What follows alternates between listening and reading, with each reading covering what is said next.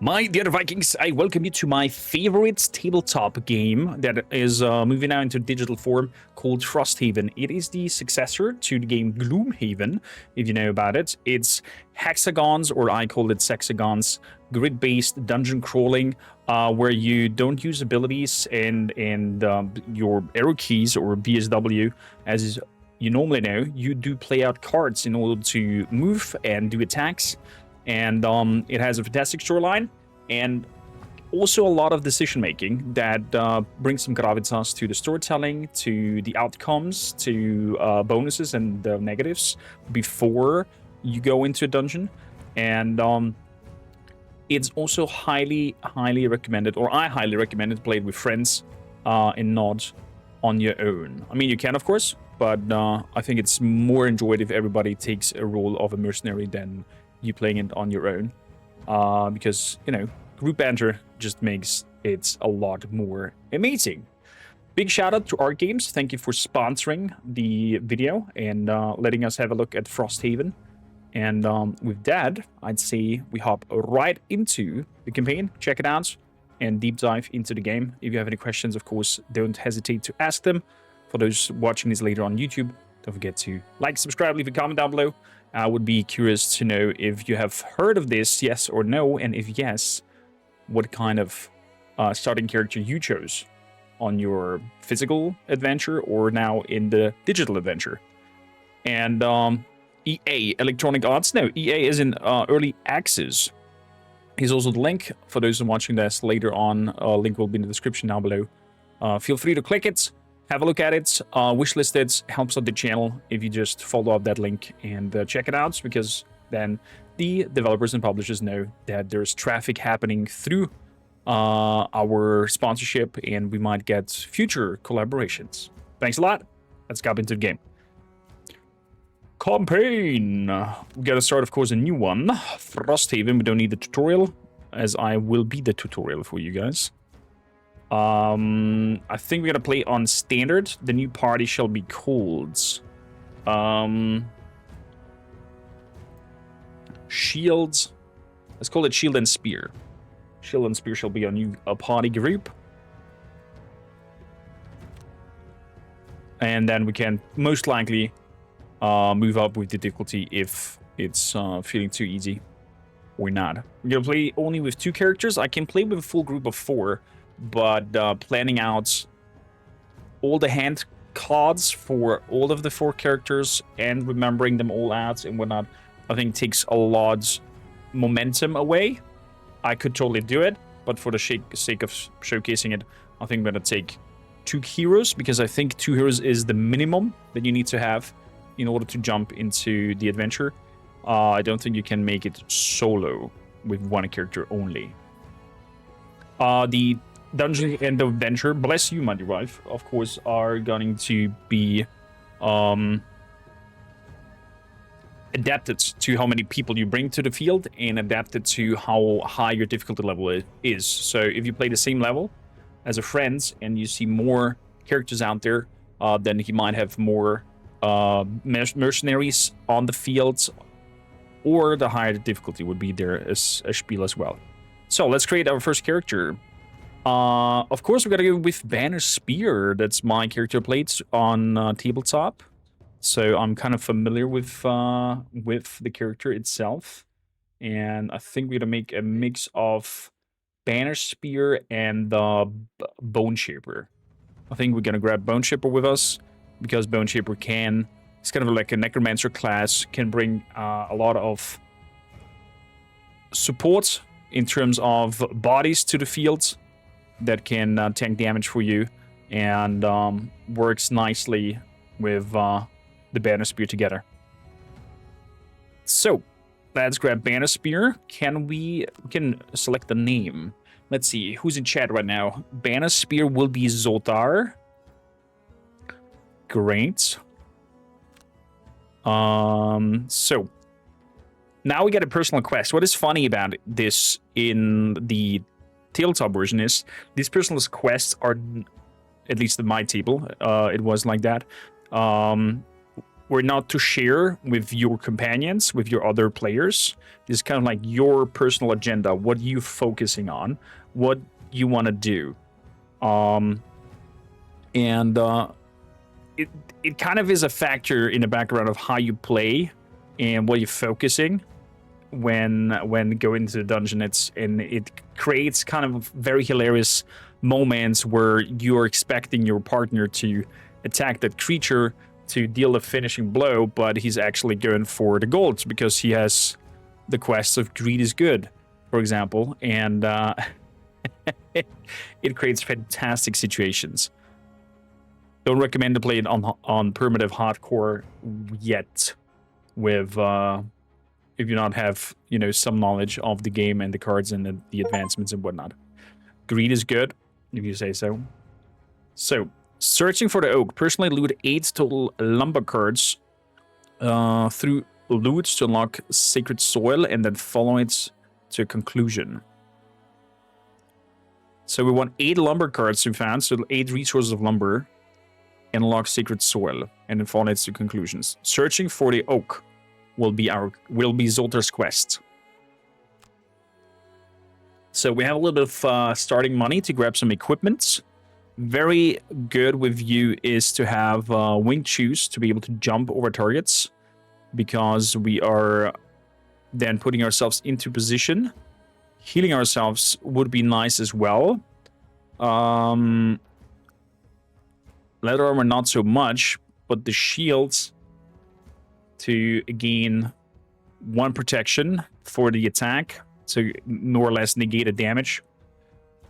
Could be nice. So yes, we're gonna do that. Winged shoes and the heather shields is what we're gonna grab. You can either make 2 one-handed items or 2-handed items. You cannot bring both, and these are the slots that we are having available. Amulet of Life could be nice, but I'm gonna keep it like that because Banner Spear has a lot of positional attacks where she's required to have a companion left or right or opposite of the enemy to be, so we can with that jump over targets and put ourselves in the position we need. Good. Zoltar is created. Next up is Bone Shaper. Bone Shaper kind of looks to me like Panavision. So Panavision from chat will be Bone Shaper. Is gonna cut himself a lot, summon demons and skeletons and whatnot. We have over here a look at the ability cards. Just as a heads up, an explanation, the number next to the card is the initiative number.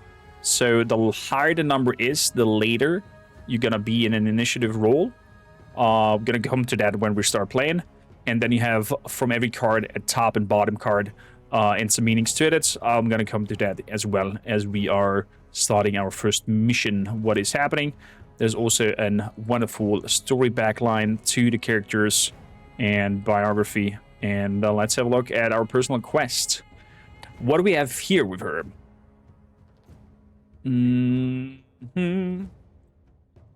Greed is good. Aster Outpost. Investigate the mystery of an abandoned Aster Outpost. Panavision said greed is good.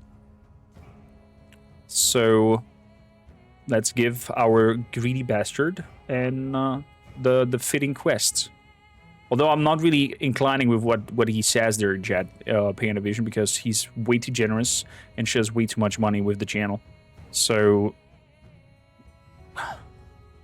it's not really fitting. Good. Selecting starting gear. Gamer jumped in here. Welcome in. Going from Battlefield 6 footage to this. Perfect timing.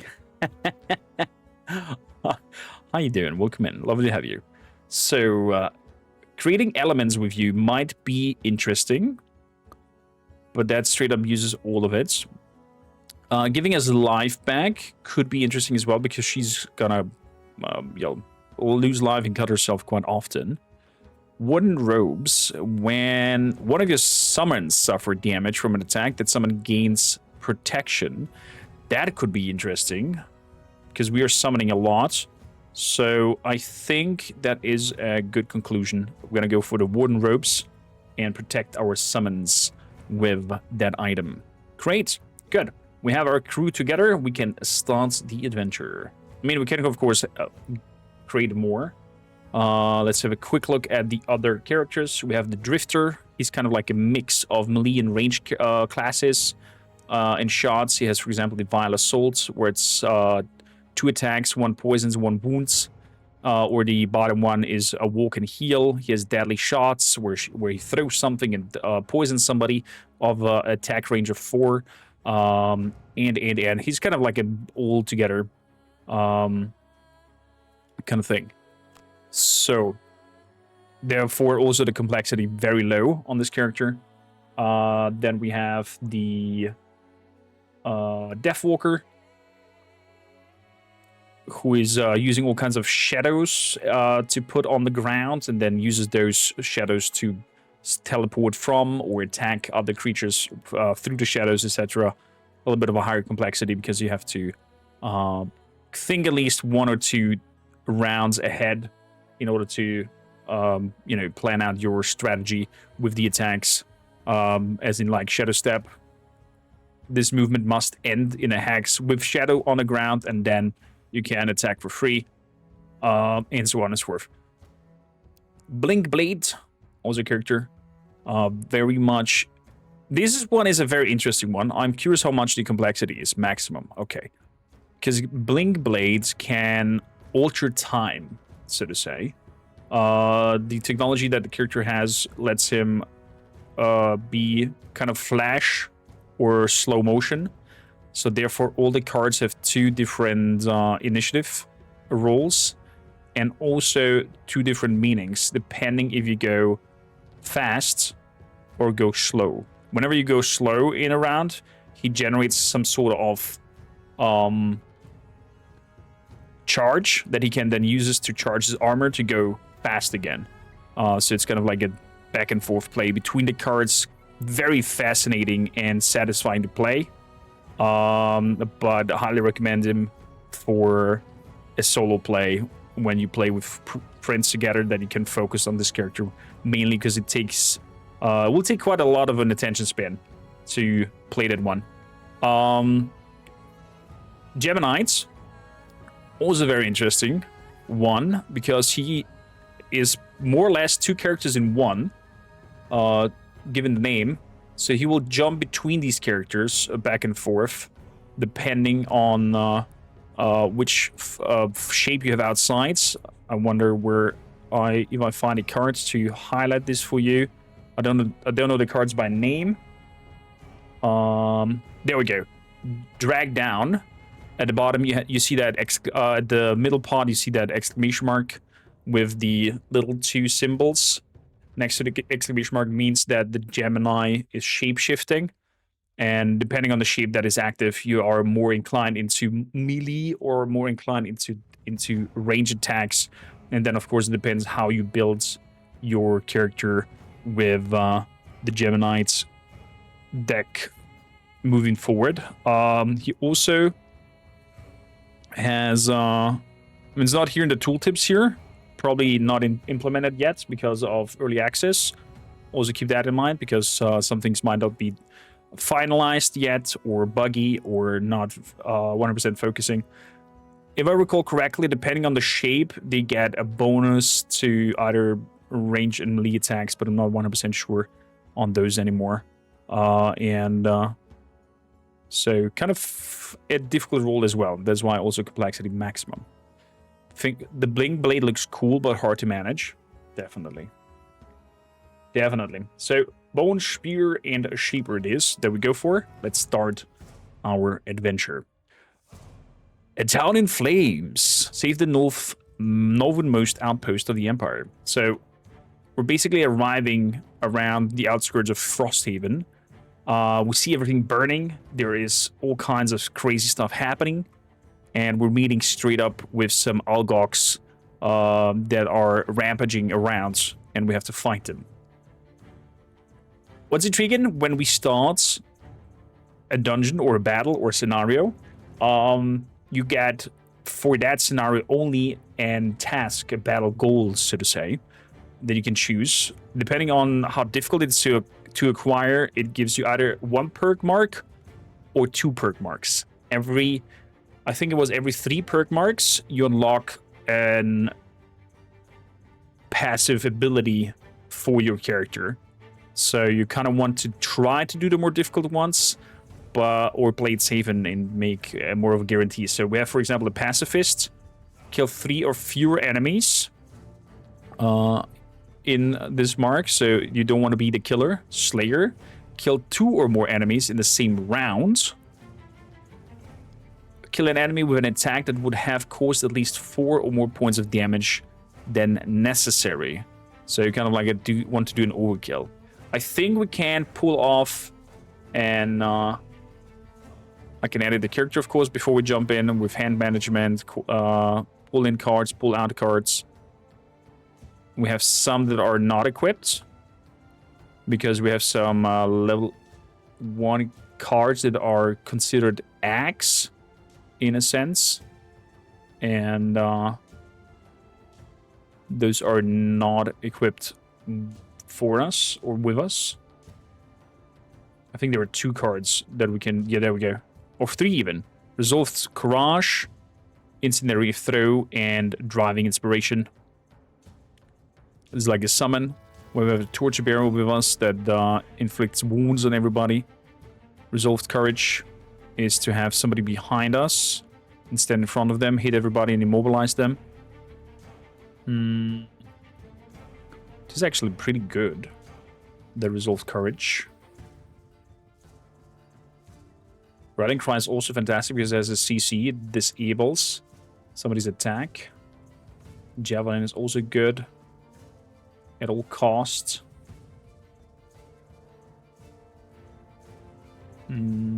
Heal everybody.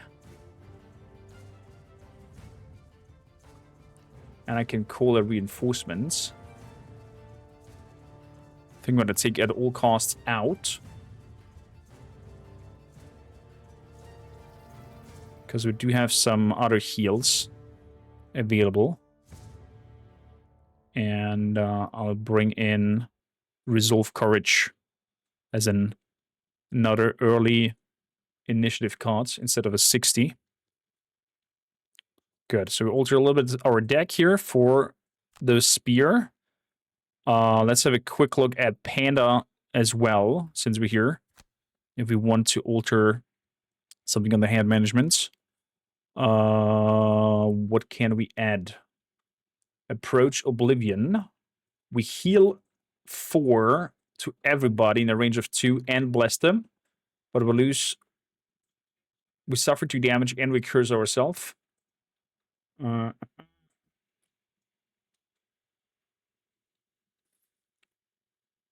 It's a nice movement card, though. Angry Spirits. The next summon that kills one of your... The next creature that kills one of your summons suffers 2 damage. Dark Tidings. It's a nice movement cards as well. I would like to have a filter here. To have a look what I have not equipped, for example.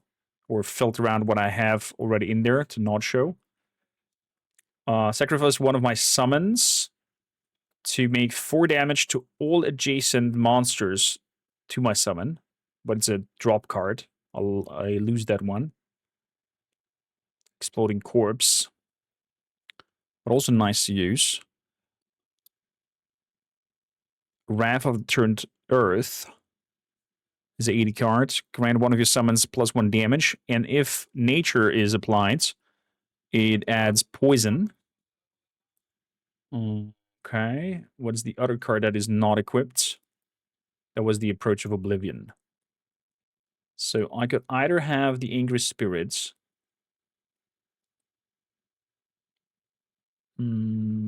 Or Wrath of the Turned Earth, where I could use the bottom parts to negate the next 3 sources of damage to my summons. Or the next creature that kills it. This is 76. This is 80. I think the Angry Spirit I leave out, even though it's a range attack, but just for 1 damage. And we're getting 2 XP for her. Nope, never mind. We'll leave it as it is. The hand. We're good. Good. Let's see. Battle goals. Slayer. Kill 2 or more enemies in the same rounds. I'm gonna try to do that. Kill an enemy attacked by any of your allies earlier in the same round. Assistance. And each of your turns adjacent to a wall or obstacle. Wallflower. I think this could be easy to pull off. Perform 2 actions with lost icons in the same turn. Throwing away 2 cards in one go. Let's try Wallflower. So we have to move with Panda only along the wall or next to an obstacle. We're not allowed to stand in the open. This will be interesting. Slayer and Wallflower. Let's go for high marked perks. Let's see if we can do that. We can find this map over here a little bit of resources. And we have some enemies. Let's begin a quest. The sounds greet you first. Muffled metallic pangs, a voice howling. It's difficult to make anything out with the wind rushing past your ears, but you know that tune anywhere. There's a fight up ahead. But a fight means people, and if there are people, then the town must be close. You hear more, a scream, the crash of steel against stone, a deep, earthy growl. You're running now. Your legs are wasted from the hike. Your shoulders ache from your gear. But the sounds are close now, and up ahead, you see the gauzy orange light looming in the air. With one last push, you round the final bend in the trail, and you see it. Frosthaven, engulfed in flame. Great petals of fire burst from windows and crawl over roofs. People stream from the town's ruined gate, their faces bent in panic. A moment later, you see the object of their terror. A massive creature with 2 legs and 2 hulking arms, covered entirely in thick white fur. 3 gnarled horns crowning its head. Eldok's raiders! Cries an elderly porter beside you. We're doomed! They're stronger than anything else alive! We've come all this way for nothing! As if to prove the point, the Olgox you've been watching catches a fleeing outposter with one hand and hurls him backward as if he weighed nothing. 10 days you've been hiking. 10 days, and this is what you find.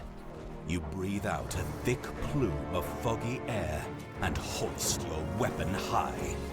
Time to get to work. Time to get to work indeed. Well, I can imagine that he is holding people back with one hand only because, I mean, look at that chunky boy. Not for work, but here we go. Eldok's raiders! We're doomed! I know. Who's this horn man? Oh, I have to click. So, we have over there the city guard. I don't think that the city guard is involving itself in combat in any way. I'm gonna hit tab to illuminate. So the bone shaper definitely needs to go along the walls. That's what's what. And we need to try to kill 2 targets in one go. I don't think that the shaman will come nearby, so fingers crossed that the next room, being over here, will give us a higher chance to do our Slayer ability to kill them off. Do I want to straight up start here? Probably could jump into the Olgox and you go over here. And you go over here. Okay, so whenever a monster ends in or walks into a hex adjacent to you from a hex not adjacent to you, that monster suffers 2 damage. Set for the charge. So it's kind of like a shield wall situation where we make an overwatch and let them hit us. Resolving Courage. I could straight up jump in front of it and do that and pin the creature down. But I would like to do the... was it a combined effort? The rallying cry. So I need something to go fast early, and then see from there. So we want to also go quite fast, but then also summon a creature, a shambling skeleton. That would be nice. So we're going to pick the first cards to be our Flow of the Black River. So we get the 18 initiative and play the bottom part of the card. So here comes to the explanation. When you play a card, or when you play a turn, you have to choose 2 cards that you play out from your hand. And you have to choose which part is the top part and which part is the bottom part from these 2 cards. Cannot play the whole card of it. And we're going to use the Flow of the Black River to have the 18 initiative to be fast. And then we're going to have the Eternal Torments. The order, no, the Damned Horde. The order in which we played it out doesn't really matter. We have another sermon as well. The Shambling Skeleton over here. 3, 2, 2. And the Damned Horde is the same. So we could actually bring out two summons, but this one has a movement of 4, so I'm going to keep the Return Servant for now. Because this active card will not be reshuffled into my hand from the Damned Horde. And I don't mind the curses. So, Damned Horde is our second card. Meaning we have an initiative of 18. Since we're playing this solo and don't have companions at my table, I normally tell the people to not share their number. And just tell the other players to be like, I'm going to be really fast, or I'm going to take my time, or I'm going to be really slow, or whatsoever. To kind of anticipate if they go super fast or not. So we want something in terms of number to be over 18, but not too late. So maybe...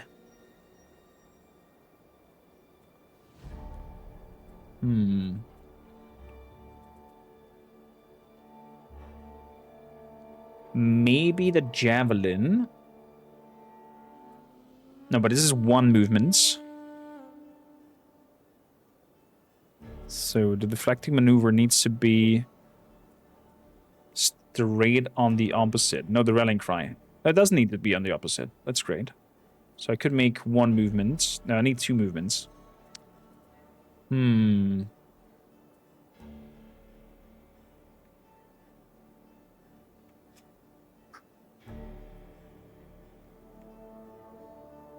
Good, let's have combined effort.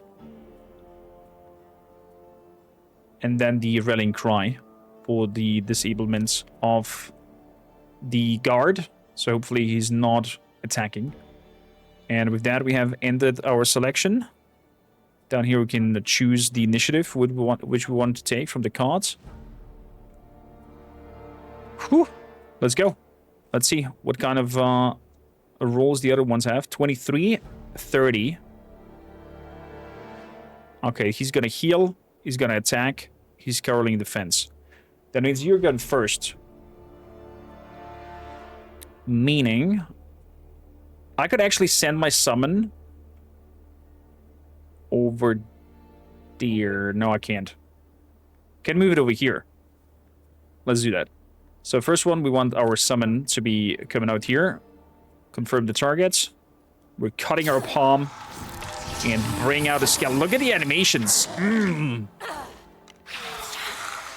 What would be cool... we received the damage. Would be cool if these skellies that come out there have all kinds of variations. This one apparently has some sort of huge bone claw hand. And now we play the bottom part where we can move 2 tiles. So, let's see here. I'm gonna skip my movements, so I don't move. Or I tell my creature to move over here. Skip my movements. target confirmed. And you move over here.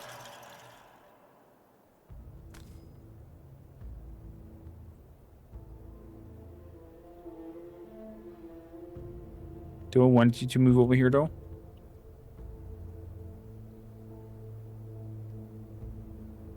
No, I'm gonna want you to move over here, so you... the archer comes first. No, it's the priest that comes first. The guard comes next. Well, fingers crossed the guard does not kill off my summon straight away. Let's move you over here.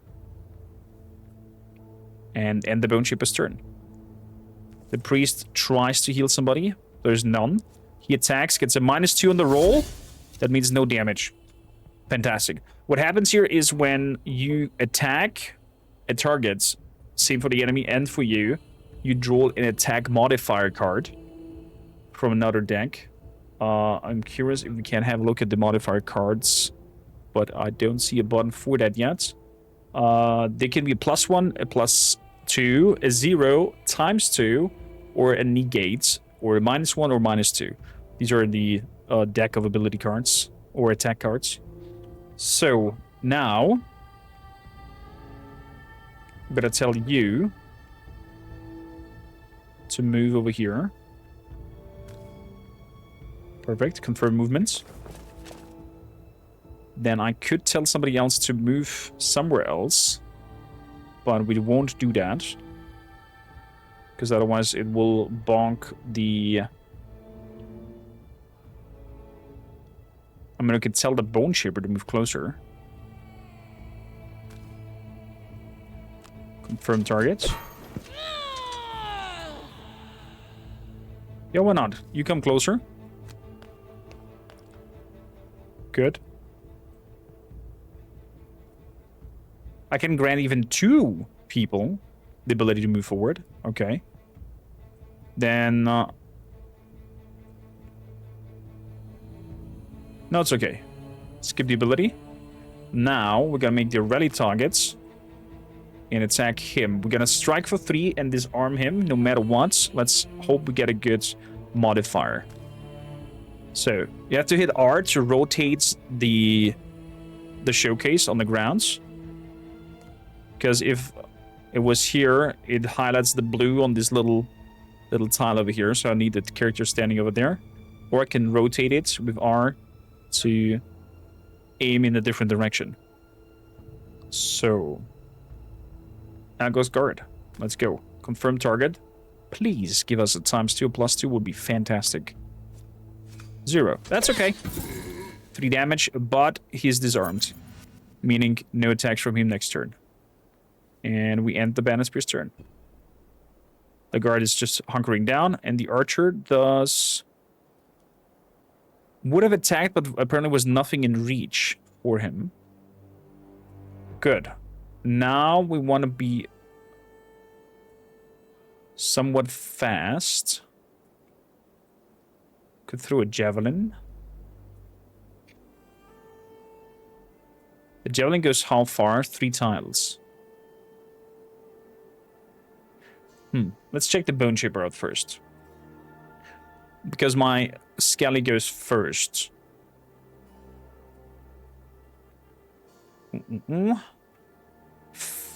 Fell a remedy. We can heal somebody for 2. We can heal ourselves for 1. Dark Tidings. Grants my summons curse.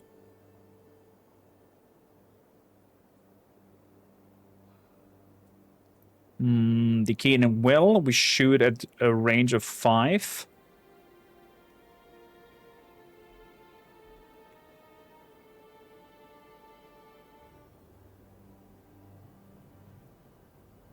If adjacent to my summon, even more Daka.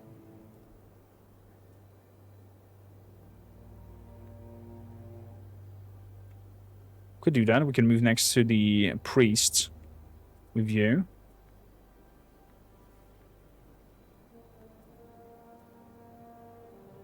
Let's do this. Malicious conversation. Get the bottom parts to move 3. So we end up here. Next to an obstacle and the wall. And then we are shooting with the cane will on whatever target we want to. Exactly. So that's that.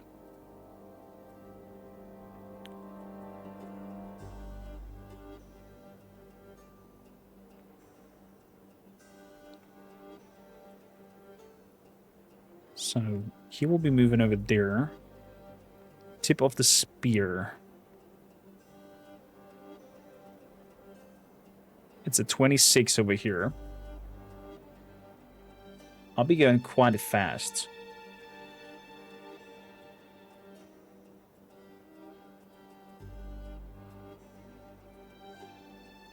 Deflecting maneuver makes some damage. Alice, thank you for the lurk. All attacks targeting you this round gain disadvantage. Deflecting maneuver. Yeah, that sounds good.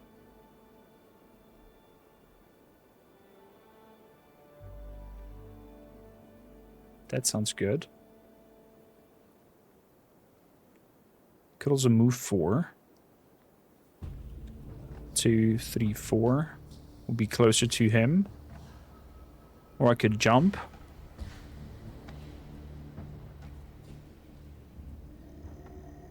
I could jump 4.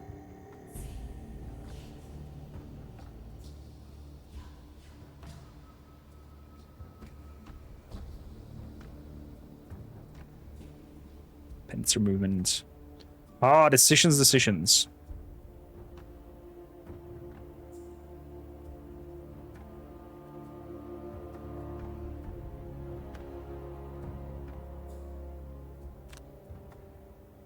So let's jump to the archer and have deflecting maneuver on him and selection. Ooh, the archer is fast. Luckily that we moved over there. Archer is very fast, and the Argox priest shoots also at distance at somebody. Probably gonna use for the city guard. Nah, we'll shoot on us probably then. So, we want to use the boots. Thank you kindly. Boots are activated. We jump straight up forward to the archer. Swoop. Because the flying boots. And we do a deflecting attack on you. Pulling a +2. And he's dead. Ooh, baby. There we go. And we end the Banaspear's turn. That was a good one. And found some loot. Zoltar found 2 golds. Skelly attacks and negates his attack, doing 0 damage, sadly. But we're gonna move next to the priest.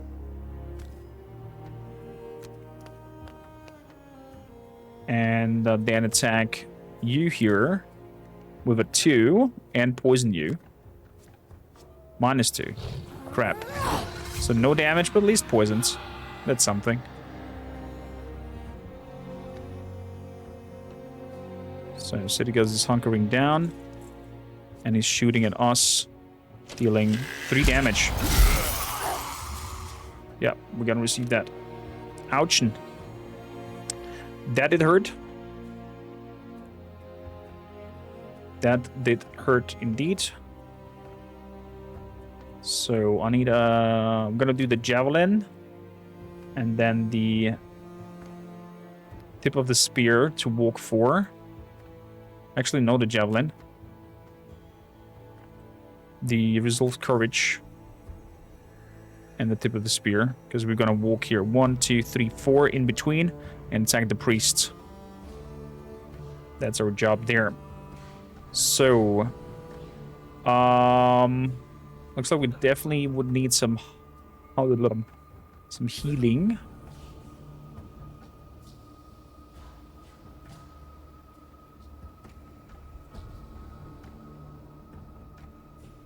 My creature could collect something.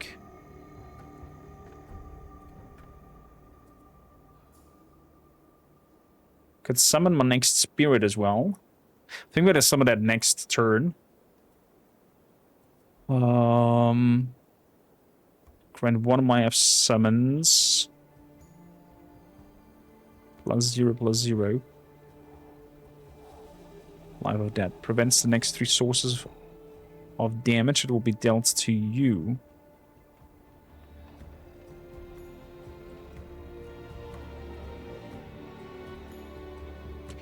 Fell Remedy. So we heal for 5 and get damage 2. And transfer that. Okay. Gonna do that. You come very early. Let's have a late initiative with you. And selection. So the guard hits for 3.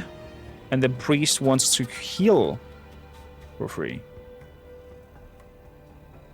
Let's see if we can focus him to focus target his own healing rather than the one from the enemy. I'm getting a retaliate from the priest. Didn't know that he has retaliate. Can I check that out somehow? Okay, definitely need some tooltips more on this occasion to see their cards themselves when checking them out. Well, now we know that they're fighting back. Let's do a retaliate attack then.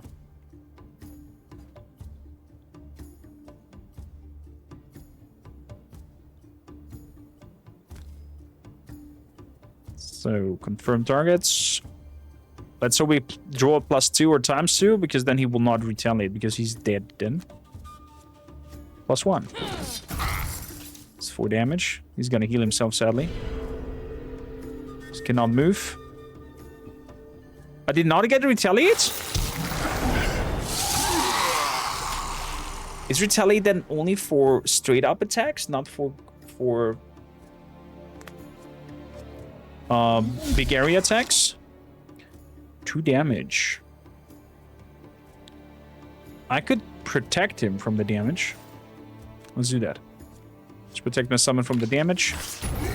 He attacks back with 4. Let's go! That's what I'm talking about.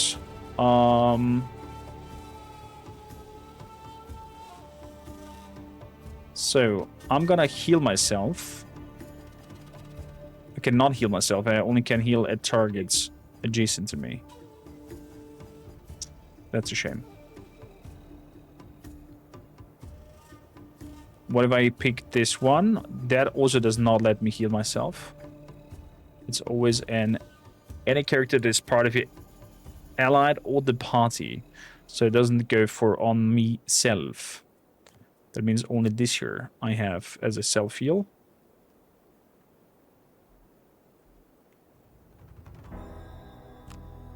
Good. Let's heal by 1. Better than nothing.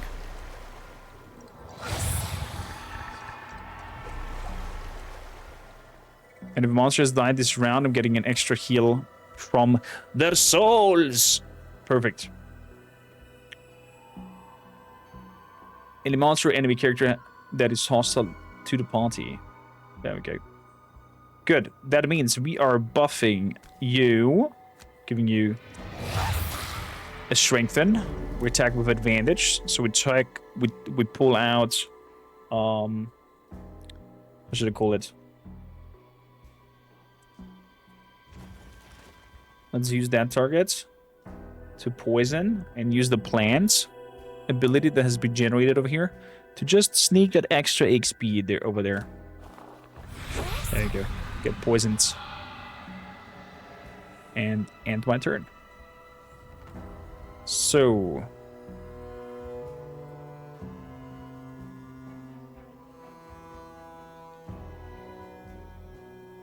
ooh, the unbreakable wall. That makes 3 damage. Range 3. with the regroup. 1, 2, 3. Oh, not far enough.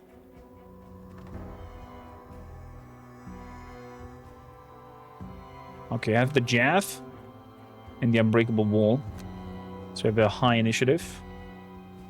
As for you... grant my creature to collect loot.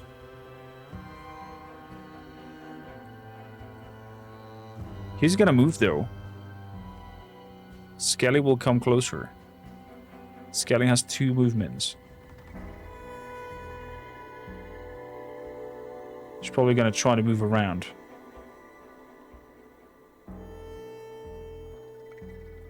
Oh, that's a shame. That means it will not help us. Do you have anything else in terms of range? I can grant my creature movement and attack. Let's try if that works. Even it says movement 0. Let's see if we can at least use his base movement to do so. So let's have movement and the loot. And selection. Okay, moving to and healing. Let's hope that we are doing enough damage. So you're not doing that. Gonna do the Unbreakable Wall.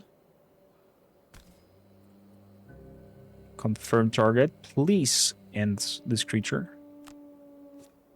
-1. God damn it. Even with advantage, it was 2 -1s. I'm gonna skip the movements. I'm gonna skip the pull and end the turn. He's gonna heal himself. That means the poison is going away. At least he's not healing himself fully, because the poison prevented him from healing fully. So choose to move the summoned ally towards your summoner.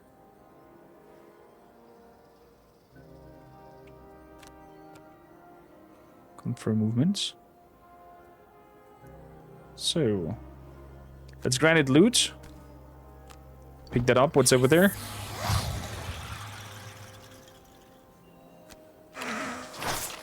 There we go.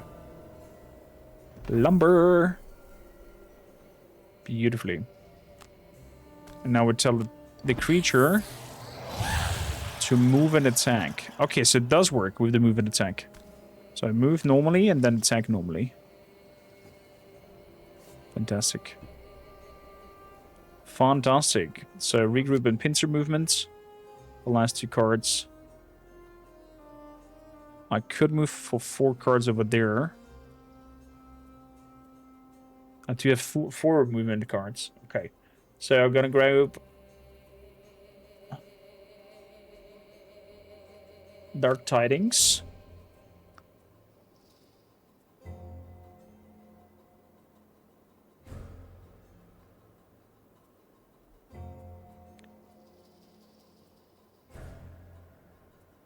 And Life and Death. Can go quite late, I don't care. Ah, he heals himself again for 3. You kidding me? Malaka.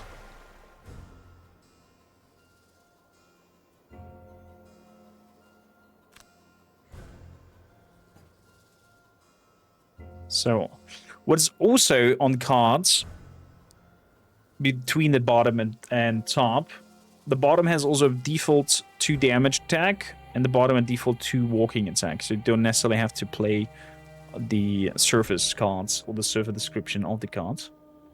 I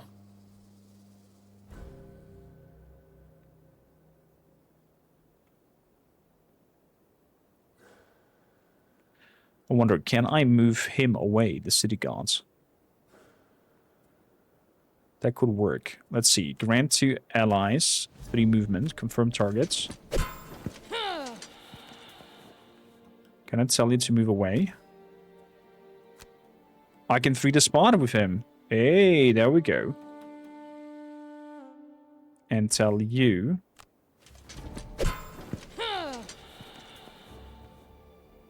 to move in. Oh, that's grand. That's fantastic. And then we do the normal attack from top. And we get a +1, meaning 3 damage on him. Let's hope that maybe the bone ends him. He's just hunkering down. Yes! Baby, that's how we want it. That's how we want it. Bone Shipper, go in and pick up the loot. Because we have to do a long rest anyways next turn. And over here we're gonna do a normal attack and skip the attack and end the turn. Loots 2 times lumber. Crap. That would have been for the banner spear and the quests.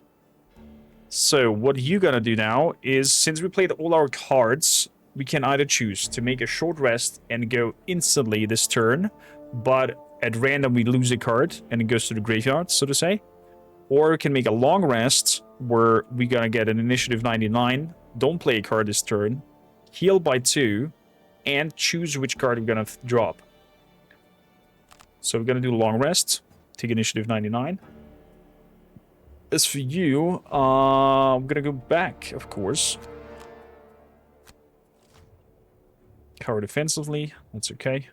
1, 2, 3, 4. So I'm gonna end up back where I started. Obstacles, yeah, we know. Thank you kindly. Let's skip the ability of movement towards the summoner.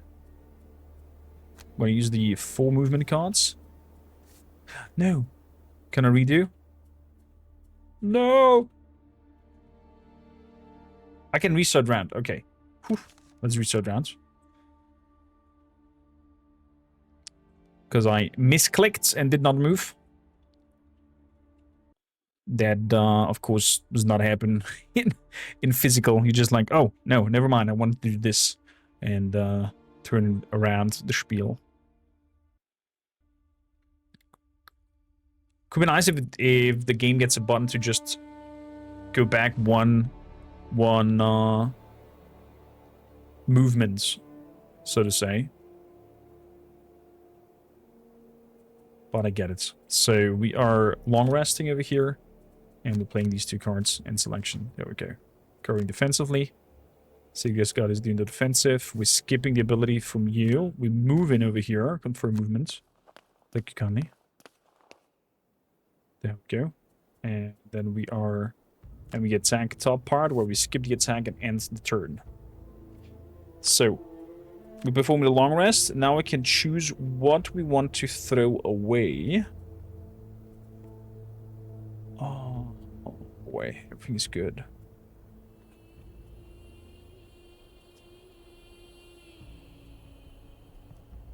Everything is really good.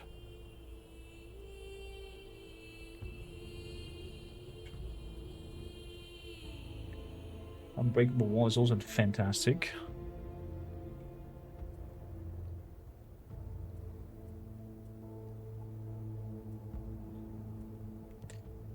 But I think the Unbreakable Wall it will be. So you have to do a tip of the spear attack at some point in order to kill 2 targets at once in 1 turn.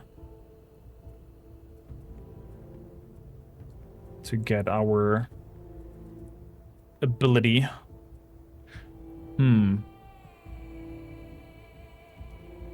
The wallflower has disappeared from the list. You sure?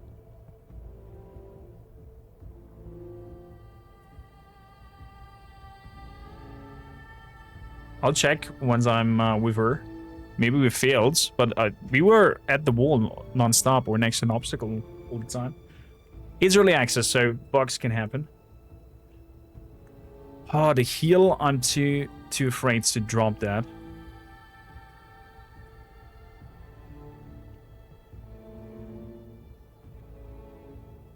I think it will be the rallying cry.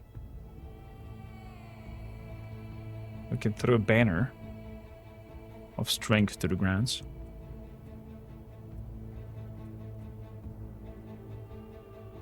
Oh, man.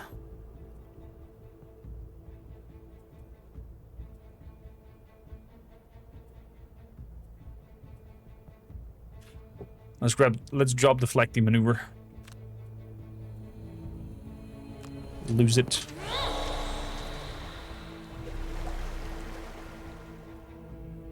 And end their turn. So... No, Wallflower is still there. Wallflower is still there.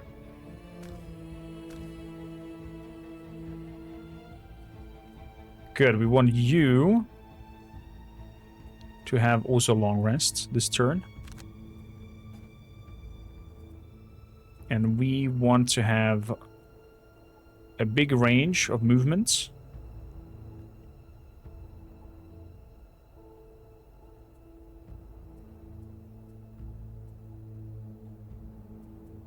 And then throw. That's 1, 2 tiles, and then 2 tiles and throw.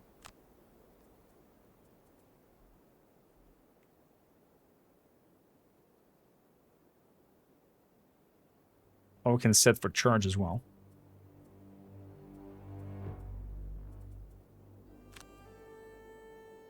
Let's grab these two. End selection. I'm gonna get in there and open up the door.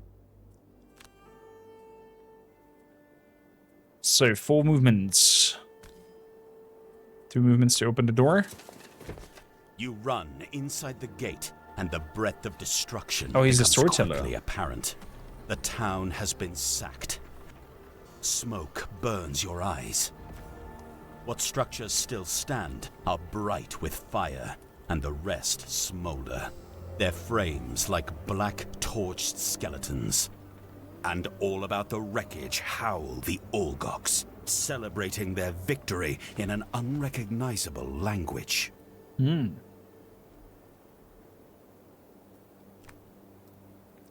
So, oh wow.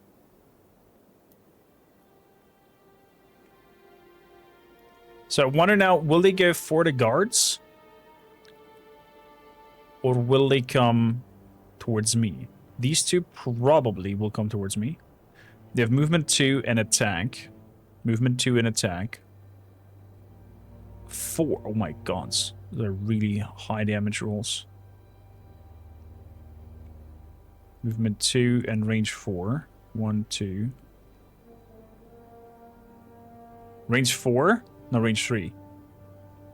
Okay, so it will not reach me, so we'll most likely try to shoot the guard and disarm him. 1, 2. 1, 2, 3. So he's gonna move up here, most likely. Movement 2. It's probably also going towards the city guard. So they're kind of, these two gonna split off up here. These ones, 1, 2, 1, 2, 3, 4. This one's gonna move towards me. Fuck me.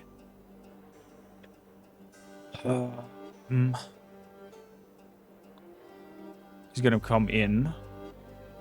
Move 2. 1, 2. 1, 2. They're gonna stand one after another. So we could try to do that massive attack. I'm gonna just stand in here. I hope he's coming up here to attack me. And not over there. Because then they're one after another. Fingers crossed. I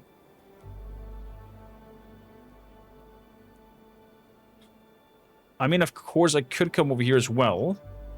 And then... 1, 2. Still will reach me. Never mind. Skip movement. Wooza, how you doing? Welcome in. Long time no see, my friend. Not long time no see. Gonna attack you with range 3, 3 damage, and generates winds. Let's hope it's not at ×2. -2. That's also not so good. Javelin throw comes in. Man, I love the animation. It's really high quality. End the turn. Who's have you played Frosthaven? ×2 on the god. Still 1 damage because he has his shields. He's disarmed. He's not gonna do anything anyway. This will hurt. This will hurt. You have the board game? Fantastic. I'm gonna put the shield down. They're hunkering down. Okay, please be here. Yes! Oh, I'm gonna receive that damage. Please be behind him. Fantastic. Fantastic. This could be it. Heal.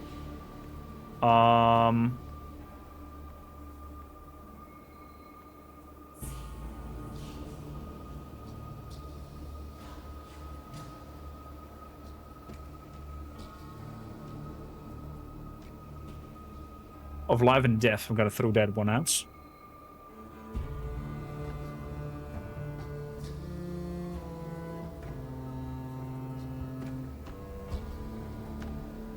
I think so. Yeah. Let's throw that one out.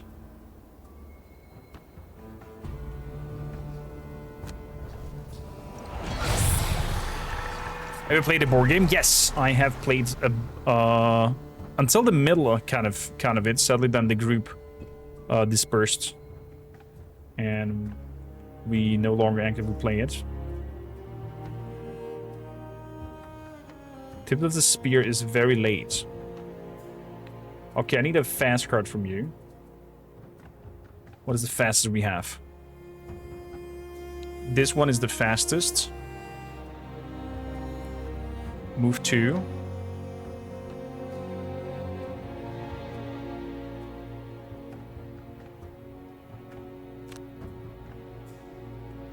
So...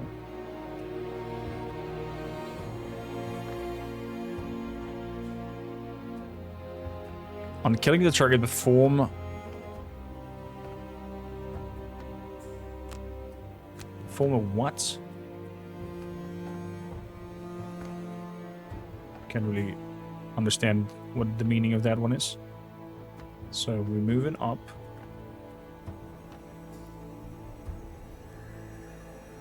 And we're throwing some poison back there. The Keen will.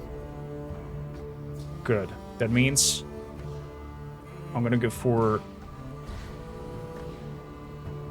regroup 25 and tip of the spear. Please, gods, don't have...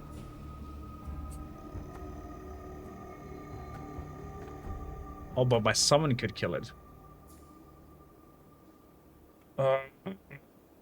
Okay, is what it is. In selection.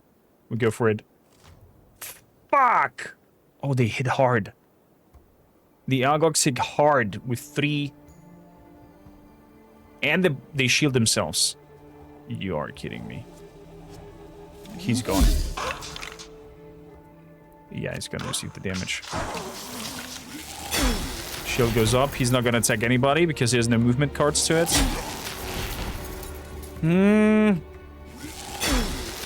But we have shield penetration with that attack. So at least that's something. Let's move up here. Confirm the movements. We're still at the wall. We still have the wallflower done, right? I have no summon that I can collect to grant the movements. So we're gonna skip the bottom ability. And now we're gonna throw the King Will on you, poisoning you. Sadly, no damage. But at least poison. End my turn. Loot found. Looted some golds.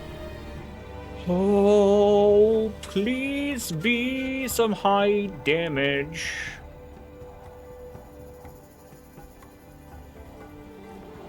Please be some high damage.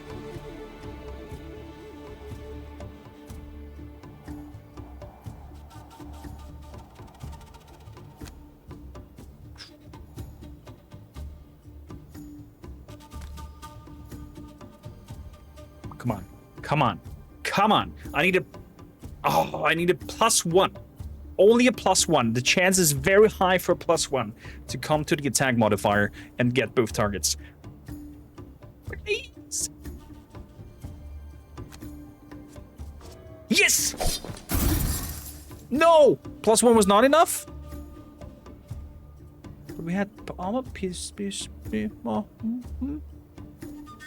So it was a 3?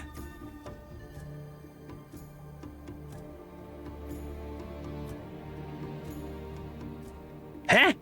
Is the calculation correct? We draw the 3 attack modifier, right? Plus the poison is 4 damage. Then we draw the +1. That is 5 damage. And therefore not enough. Fuck. Because the shield thing was negated over here. Ah. Shame. Shame, shame, shame, shame, shame.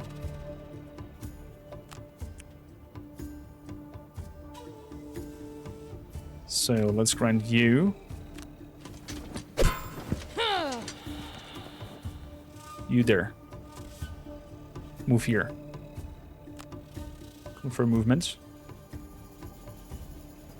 Can I tell you again to move? I can't tell you again to move. Oh, this will hurt. This attack will hurt.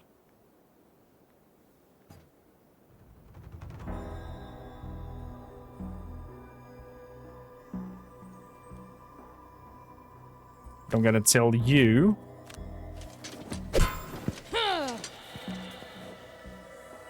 To move over here. So at least inside, and you can then go crazy with your summons. And my banner spear thing. See, the guards are going hunkered down. He's gonna shoot for 5. Ow, I'm gonna throw down the cards. Yeah, I'm dropping the cards.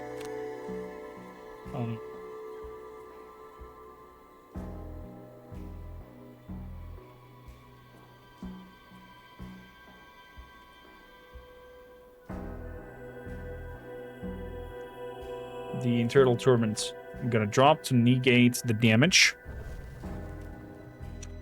You calculate the poison of the attack value shown. Mandatory quest, how you doing?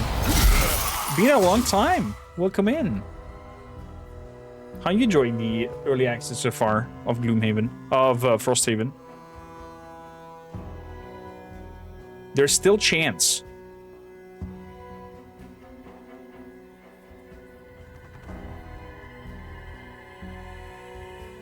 There's still a chance that I could end them all. Potentially. I need somebody standing behind me. I can attack both of them. So resolve courage and combine effort.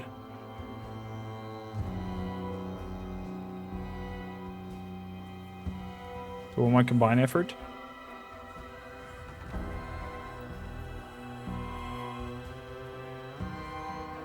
Combine effort. Let's move there. Yeah, why not? Oh, but this man's so good. If you want tutorials or anything fantastically helpful towards Frosthaven and whatnot, I highly recommend to check out Mandatory Quest. He is the man for Gloomhaven and Frosthaven. Show some love over there. How's it going on your side? Okay, we want some summons out here. I want to get crazy. Summons. You're gonna go with a 10, so I can move afterwards. I'm gonna grab the malicious conversion. Wait, malicious conversion does a lot of damage. 1, 2, 3, 4. Do I have a 4 moving card? I do have a 4 moving card.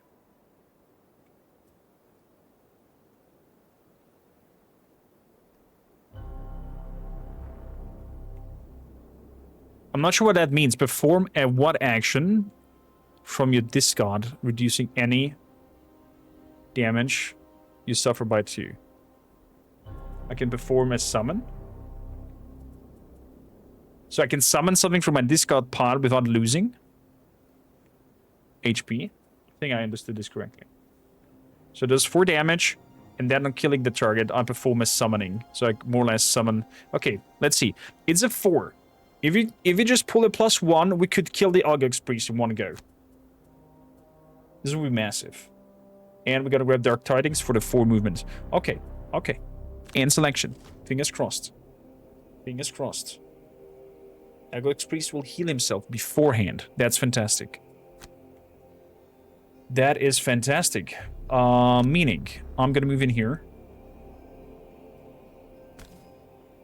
Confirm movement. And I'm gonna skip the ability because I need you behind me to trigger the Resolved Courage. And attack both targets.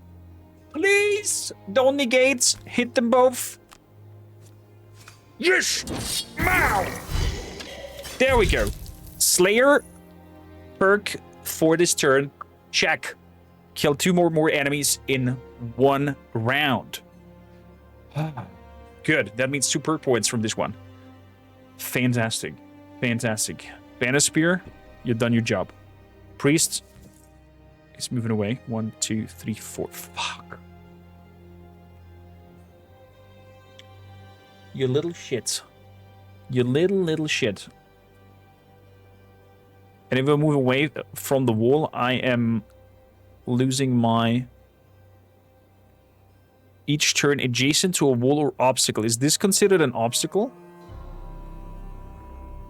No, this is considered difficult terrain.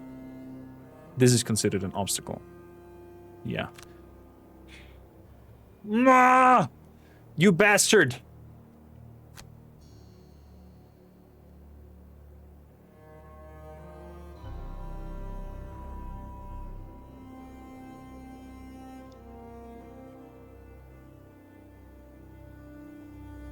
Do I want to follow him?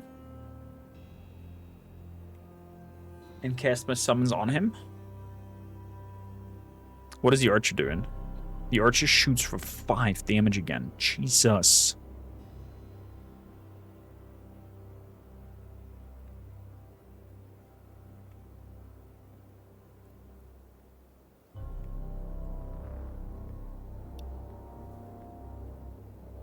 I'm gonna go for the loot. Lootin' tootin' over there.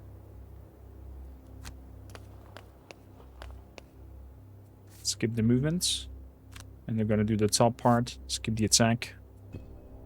End. It's a medal. City guards are hunkering down. Ogux guard is moving 1 and strengthen himself up. Oh, this will hurt. Jesus. 6 damage. Need to drop the cards.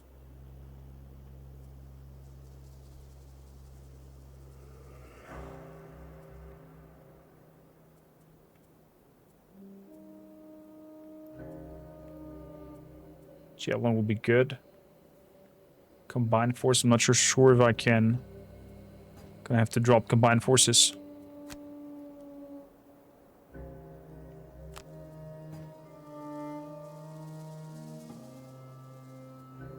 Oh, I have to do one from my hand. My bad. My bad. Is there working multiplayer? It's apparently there, but not 100% fully working. Or has some bugs. I mean, it's early access, so I will wait out before doing this in multiplayer too much. Yep, I'm gonna lose Unbreakable Wall. So... Pincer movement and rally cry.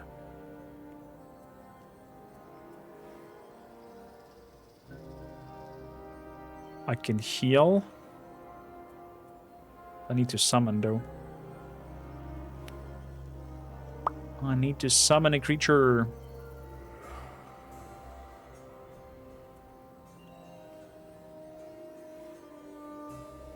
I can heal a friend on a distance of 3.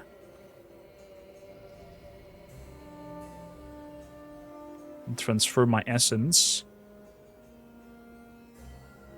I think that's what I'm gonna do. I think that's what I'm gonna do. Or I can heal for 2 of friends, but that's the top part.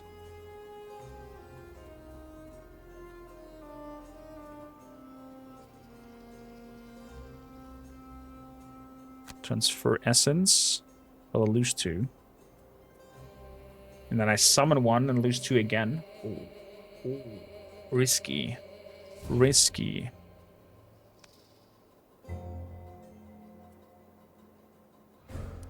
Is what it is.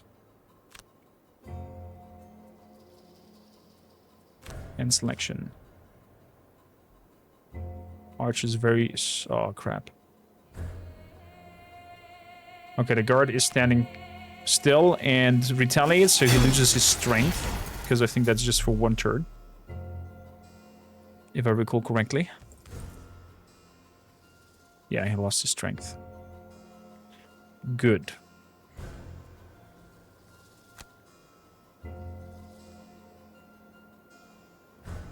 But if I summon a creature, it might just destroy it.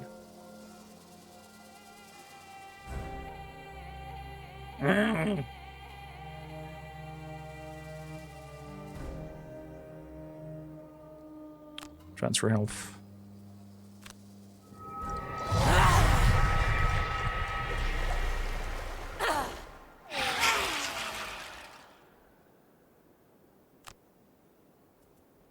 And return my servants.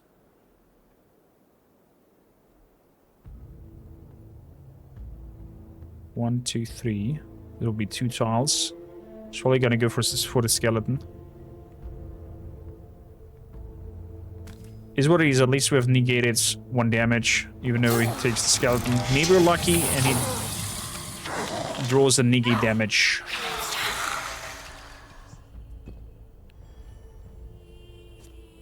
×2 even. Okay. Bye, Skelly. 10 damage. Jesus.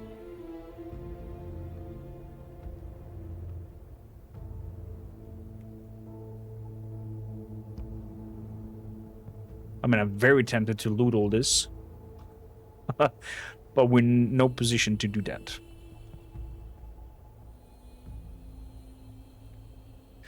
Do you guys play 2, 3, or 4 in your team? I play with 2 in my team when I play solo. Because it's easier to have an overview on the cards that you play, and the turns themselves are faster for the audience watching. On tabletop, everybody plays 1 character when we met, but we were 4 players. We actually were 5 players even, so we adjusted higher difficulties and played with 5 characters on the field.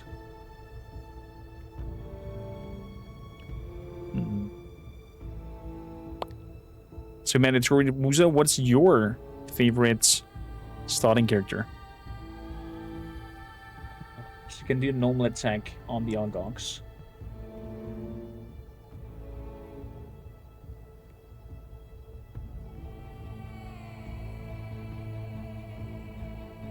I think that's what we're gonna do.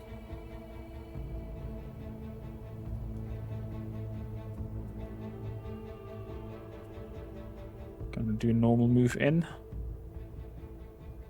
And attack spiel.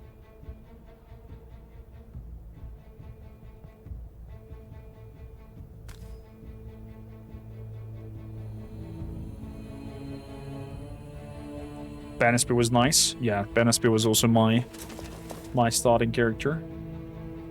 So I don't have remember to do the pincer with you. So we're just gonna do a normal attack. -1. 1 damage. It's okay. It's okay. And the Banner Spear's turn. So Banner Spear, need to do a short rest.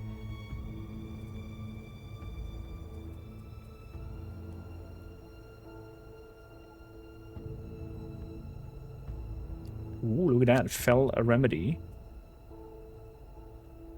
And I can grant an ally to attack super strongly. That's okay. Gonna lose the set charge. Therefore,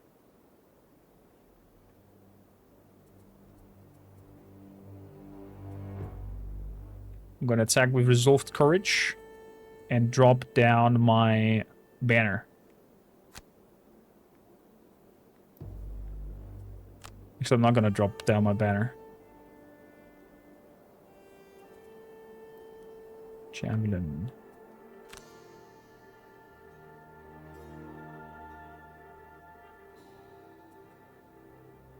Let's step one here. 1, 2, 3. Oh, it's not close enough to pull him in.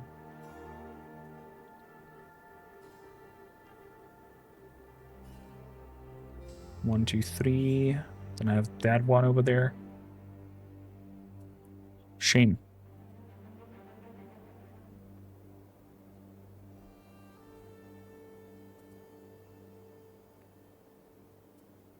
What if I grant the city guard to attack with 5? Does that work?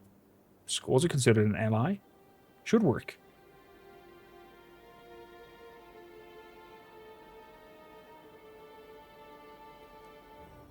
Should work. Let's do Unresolved Courage and Rallying Cry to be fast. And she will grant an ally to attack for 5.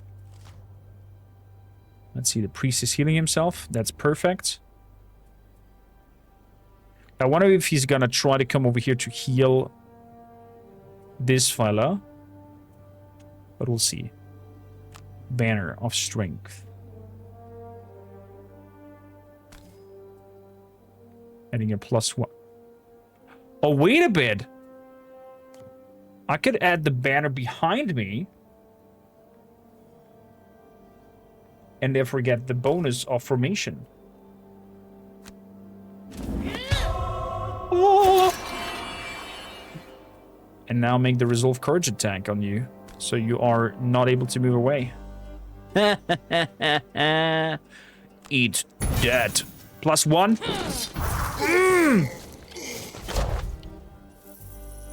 I love it when plans go up. I love it when plans go up. That's how we do it.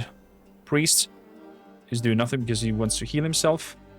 That means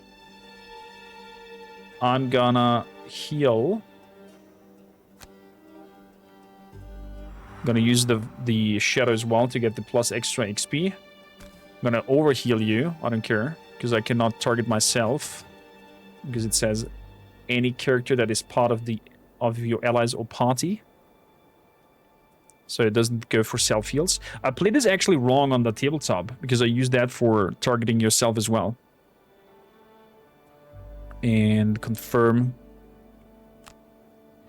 targets. Pull up heal there.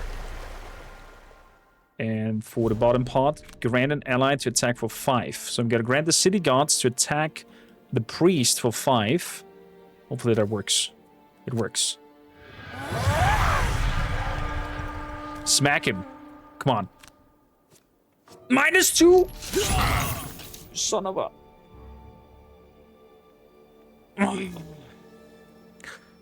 This game is gonna make me lose my last nerves. This attacks for 4. So that's 3 damage there. But he retaliates. Okay, good, good. Clark Hayden. What kind of quotation? Not sure what you're talking about. Javelin. Let's throw the javelin.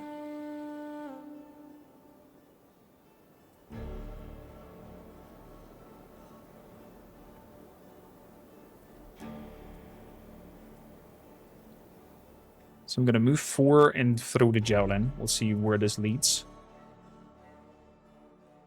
For you, it's gonna be a short rest, and then we're gonna summon the angry spirits. Oof. We're losing our return servant cards. That's okay. That's okay. That's okay.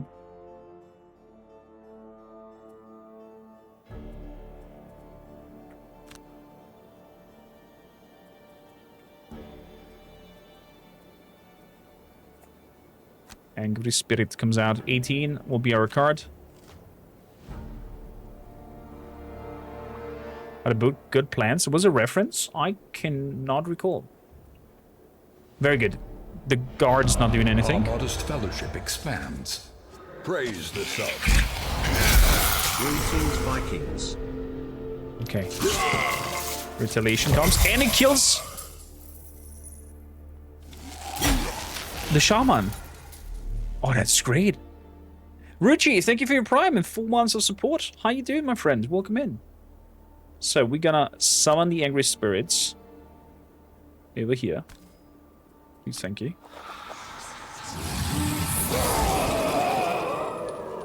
Great. And then we're gonna move 2. And I'm gonna tell my spirits to move 2 as well. And since it can fly, obstacles doesn't matter. Just gonna bring you over here. Perfect. And the turn. Banner Spear, movement 4. Gonna move over here so we pick up a loot tile. Hopefully it's wood, because that's for our quest. And we throw a javelin into your back. Eat that. +0. That's at least 2 damage. Swam! There we go. It looks good. Looks good. Seems like we might manage to survive this turn. It is hide, sadly not wood. City guards are not doing nothing. And we have a new turn. Running cry. I can lose that. Cards. It's a lost card. I'm gonna leave it to Rance. Who knows? Who knows? A pincer movement. I could do a pincer movement if that guy survives. Let's do that. As for you, I just need a high enough movement here, because this is movement cost 2 to get over there. There we go. Movement costs 3. So I can move over there and loot that. And then I'm also gonna heal myself in case it's needed. And it's 1 initiative round after the Banner Spirit. Perfect. And selection. There we go. He's gonna move. Oh, he's gonna hit for 3. That's nasty. Let's hope he dies beforehand. Meaning, we are going to move by 2 to be behind him. And we're gonna do a pincer movement and muddle him with that. Meaning, if he survives this, at least he attacks with disadvantage. He's dead. Okay, that means we're gonna play out this turn, and then I think it's gonna end, if I'm not mistaken. So, moving 3 over here.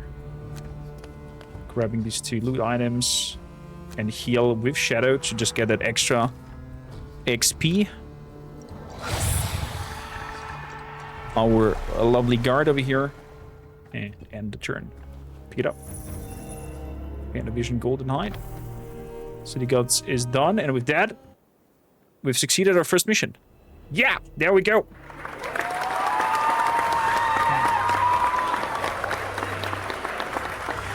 There we go.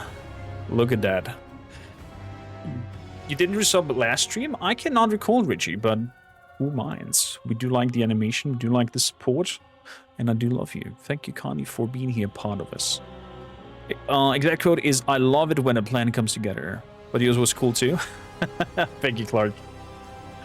Thank you, thank you. So we did both our tasks as well. We got awards, apparently.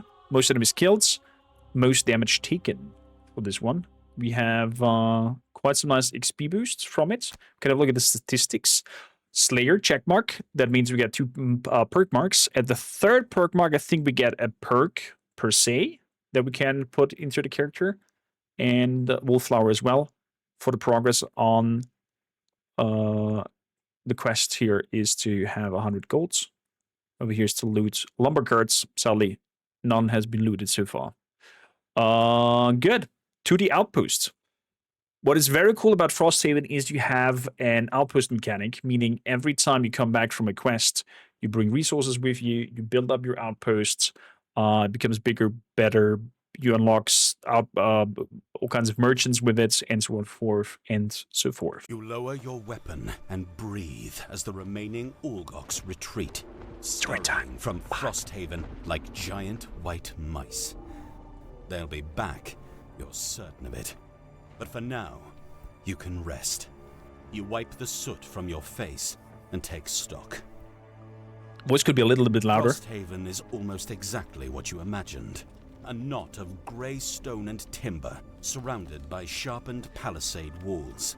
A place where mere survival is an everyday concern, and where only the desperate could feel at home.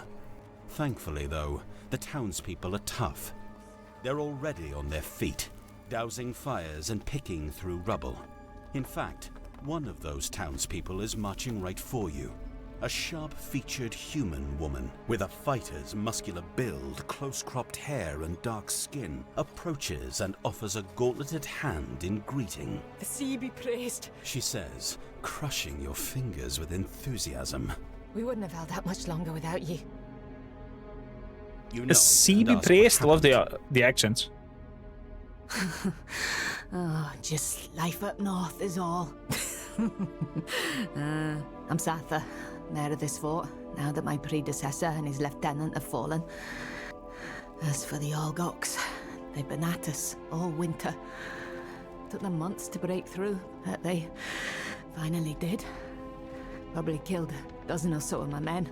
Would have done worse if you hadn't shown up. You Love me some explain Scottish. that you've been sent from White Oak. At the mention of the capital, her face scrunches up in displeasure. It's about time they sent someone to help fix this mess they made. She says, then tries to lighten her mood. I don't mean to be ungrateful. I'm overjoyed to be still among the living. But a lot more people would be alive if your employers, the Merchants Guild, never stuck their noses in our business. I've spent my whole life here in what was once a fishing village, living and letting live with the Olgoks. Until last summer, that is, when the Merchants Guild sent some garrisons and bureaucratic types up here to see how Frosthaven could be of more use to the Empire. One of their expeditions proceeded to muck about in an Olgok's burial site, and the next thing we know, righteously angry Olgoks are attacking us. The Inkstains immediately hightailed it out of here, leaving just a handful of soldiers behind to keep us safe. Satha clenches her gauntlet tighter and tighter as she tells the story, but now releases her grip. I've had to learn a lot of things in the last year. The hard truth is that the Olgoks refuse to be reasoned with. And the only way to stay alive and keep this place I call home is to win the fight, regardless of who started it. Her face softens and she clasps your shoulder hard. There's not many of you, but I'll take what I can get, especially now that our garrison's been thinned. And as it happens, I have an idea. She turns and gestures to the town's smouldering walls. We took a beating in that fight, so if we're gonna survive much longer, we'll have to do more than just sit around and wait for the next attack. She sizes you up carefully. I've already sent a scout to track the Olgoks back home to the mountains. Drop your gear at any longhouse that's still standing and rest up. As soon as you're ready, I want you to get over there and find a way to slow these attacks.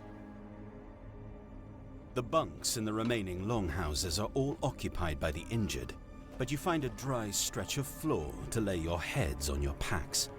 You doubt you can sleep after the horror that greeted you in this little outpost. But before you know it, a young Valrath man is nudging you awake. Wake up. Satha's scout has returned with his report. He tracked the attackers to the foothills of the Kopanek Mountains, where they entered a cave at the base of Snowscorn Mountain. Interestingly, a smaller band split from the main group before they reached the cave and hiked around to the mountain's deadly eastern face. The scout didn't see where they went, but he suspects a secret entrance to the Olgok's stronghold. One last thing. The Valrath says as you wipe the final dregs of sleep from your eyes. Another group is moving towards Snowscorn. They were Olgoks, no doubt, but they're dressed differently than the ones who attacked us. They carried long sticks and had some wild animals with them. I don't know if they're going to attack the mountain or reinforce it, but either way, you'd better get there quick. Holy moly. So, to summarize it all, Apparently, they want us to rebuild Frosthaven, and the Merchants Guild that we are hired by is apparently behind one of the reasons why there is so many attacks happening on Frosthaven, on this outpost. And apparently we were waiting for some scouts that came back now from the mountains, where we can now decide which direction we go. For the full launch, I would love to hear a little bit of an explanation. Oh, never mind. I thought we are having to pick here one without telling us what is happening. So we can either go to the Algox offensive or follow the scouts. This is where the decision-making comes into play. What I so much love about Frosthaven is it gives you a lot of options. You're settling in for the night when a stern knock Where to go. raps against the front door of your longhouse. It's a squat, sweaty quattro mail carrier, Okay. intent on making a delivery to your longhouse. Hey there, look mail at the carrier. package. The address is right, but the name belongs to a previous resident who met an unfortunate end under an Olgox raider's fist. Oh. You nod non-committally and accept the package.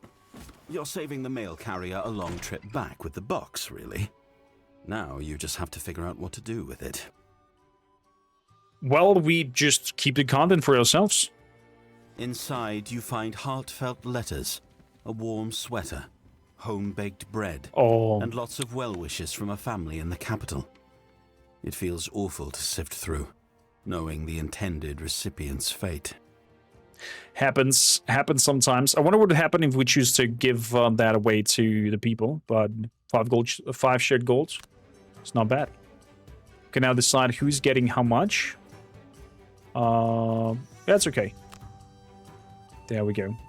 So, building upgrade is available. This is Frosthaven so far. It's looking quite rough and empty. These are all the empty spots that you can build. I loved how it was with the tabletop, where you had the little stickers to place on the fields where you build, and then with little stickers that have higher ranks, and the building becomes bigger, and the sticker becomes bigger. It was so cleverly done in terms of tabletop. We have no whatsoever alchemical stuff with us. Prosperity is 0. We have 4 soldiers defending ourselves. Defensive is somewhat. Morale is poor. Very piss poor. Outpost is level 1. Barracks. We can train people for gold and whatnot, but we don't need that. Alchemist. We can make visits, but I have no ingredients whatsoever. This is interesting for me. If you play this in multiplayer, is everybody has their own pockets, and then there's the kind of like cities communal storage where you can put stuff into it. You don't have to, of course. You can keep everything to yourself, and it kind of creates this tension between the players as well a little bit. And it's I don't know, it's kind of like we play together against the game, but also against each other a bit. People can become or be mysterious in terms of their goal and quests and whatnot. And yeah, so workshop, grappling hook, ship, or an slides we can build later on.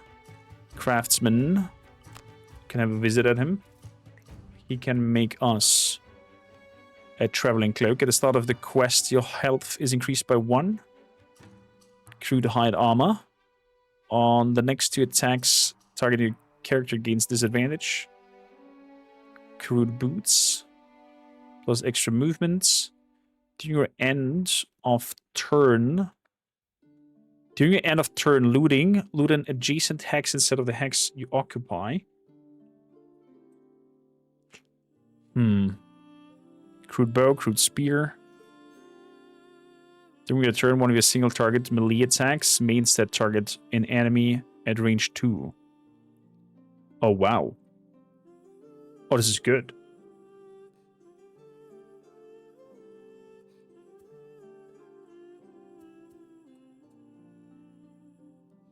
question is, if I build that, can I give that over to my buddy? Merchants. Small items, nothing. An Algok's Warhammer.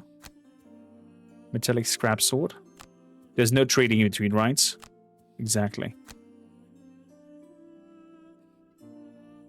No trading between players. Exactly. That was the thing. So, we could craft something for you. Let's see then. Is there anything that might come in handy? Yeah. During your turn, grant an ally. Shields. We could give our Skelly some shield with that. During your attack ability, gain advantage on one attack.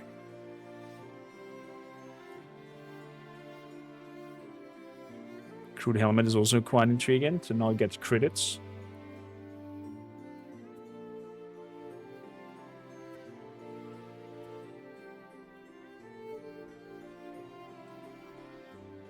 Next to attacks targeting you, the attacker gains disadvantage.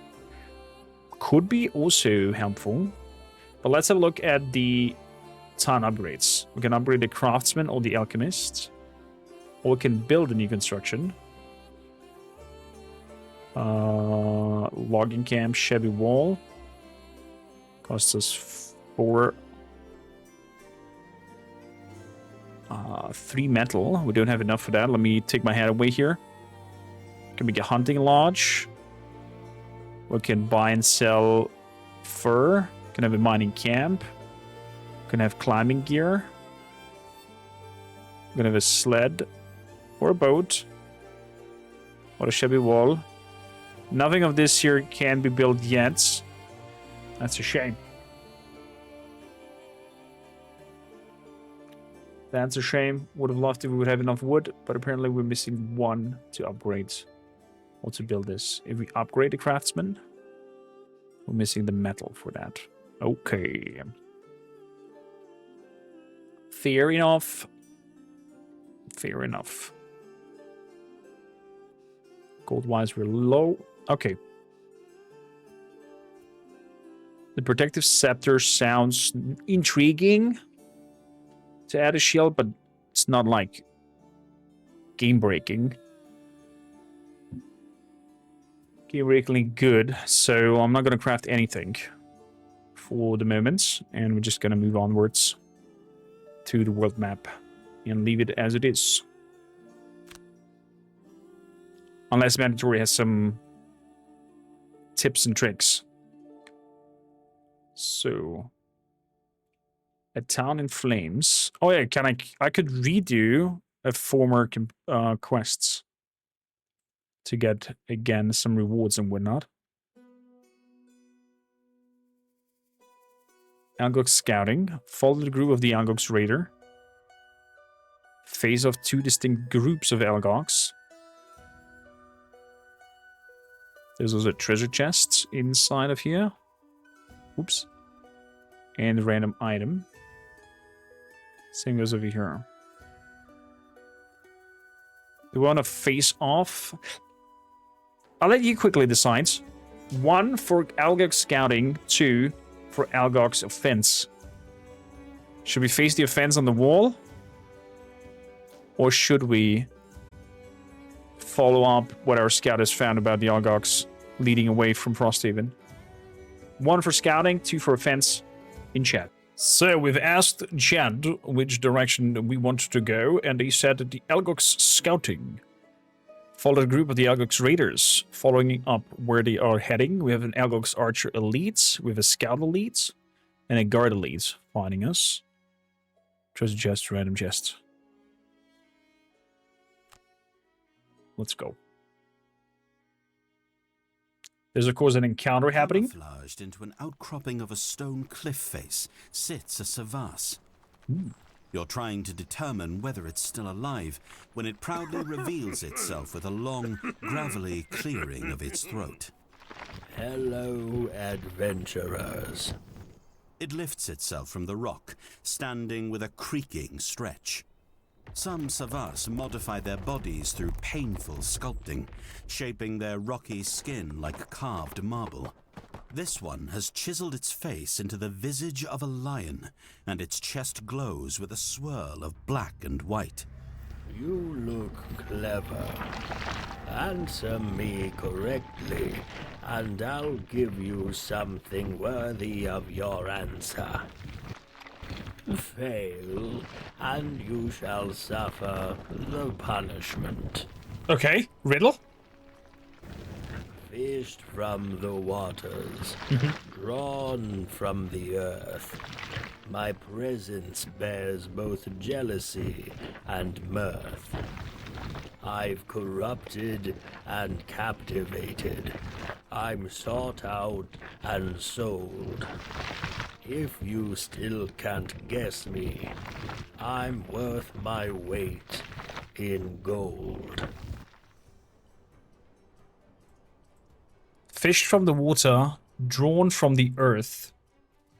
My presence bears both jealousy and mirth. I've corrupted and captivated. I'm sought out and sold. If you still can't guess me, I'm worth my weight in gold. What do you think is it?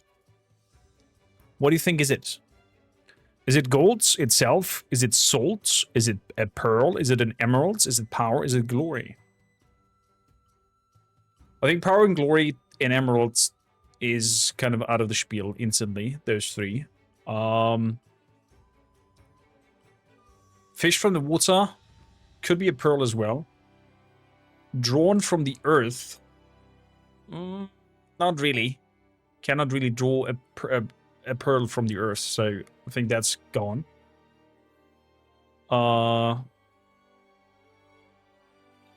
Gold can be drawn from the earth and also fished from the water if you take, I don't know, lost treasures in count.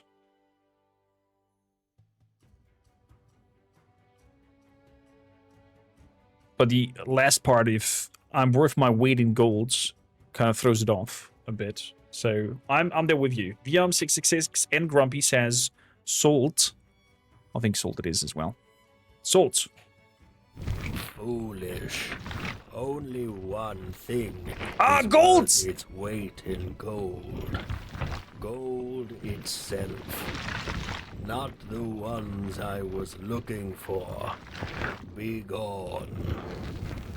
The Savas curls back into the cliff face, turning its lion head away.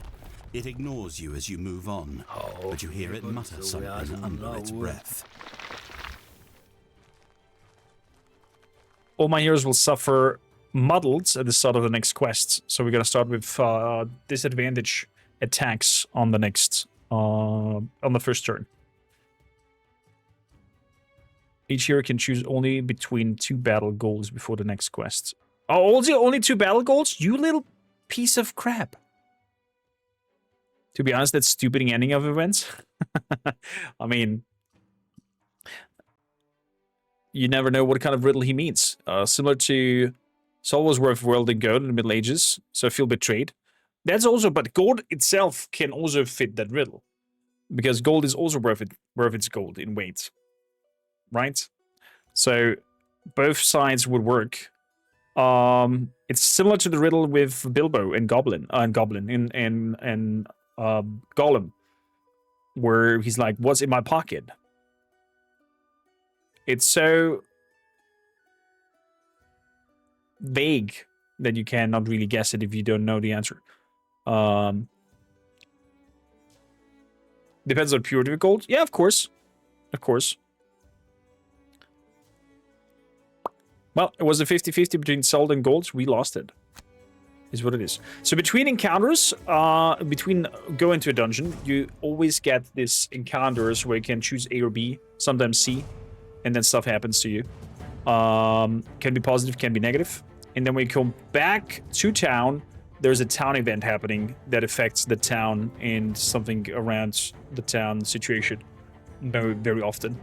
Can even come to like a raid attack on the town where you draw like a defense card and you lose recruits or whatsoever. It's quite intriguing. Quite intriguing. So let's see what kind of battle goal we have here. Never perform an action with a lost icon. Okay. Take only short rest during this quest. Okay. I think I don't have really a lot of... I mean, I do have the banner and whatnot. That is a lost card. But I think that's the only thing that is kind of like a lost card. Yeah. Guess we are not allowed to drop the banner then. Yeah, should be easy to maintain this here. Panavision looks cool. Panavision reminds me a little bit of a female Joker. Conservator. Never perform an action with a lost icon. Kill 2 more enemies in the same round. I don't think you're gonna make this happen. Never kill an elite enemy or boss, plebeian. That could work. That could work. Okay. They be tired from the raid, so this is your moment. Is it? Satha had explained, pointing you Story toward time. the foothills of the Copperneck Mountains, where her scout tracked the Olgok's attackers. I doubt you'll be able to fight them all on your own, but maybe you can find another way to subdue them if you get close. On the other hand, they'll be worn out after this little battle, so feel free to test your luck. Just remember, even a tired Algox is strong enough to rip someone in two. You head to the area indicated by the scout, following the Olgox's trail toward a wicked-looking mountain. As you draw nearer, you see that the trail splits. The main force returned to the near side of the mountain, but a smaller group peeled off to hike around to the eastern face. The scout told you he suspected there was a back door to the Olgox settlement, and you follow the smaller group's trail, hoping he was right. The path narrows as you approach the steep eastern face, winding up to an overlook high above. Peering upward, you make out the faintest glimmer of light, but then a shape blots it out. A body, large and white, tumbles over the rocky ledge like a boulder, slamming against the jutting rocks. A dead Olgox brawler, just like the ones who attacked Frosthaven, lies at your feet. Judging by its injuries, the rocks weren't its only problem. There's a fight up above. You scramble toward the top, hoping to make it before the battle is through. When you're halfway up, another furry shape appears over the ledge. And he has a rock in hand. He has a rock in hand. He's gonna throw it down. Probably. Okay, let's keep in mind we're starting our first turn muddled, so we attack at disadvantage. So maybe we're trying to not do attacks, per se.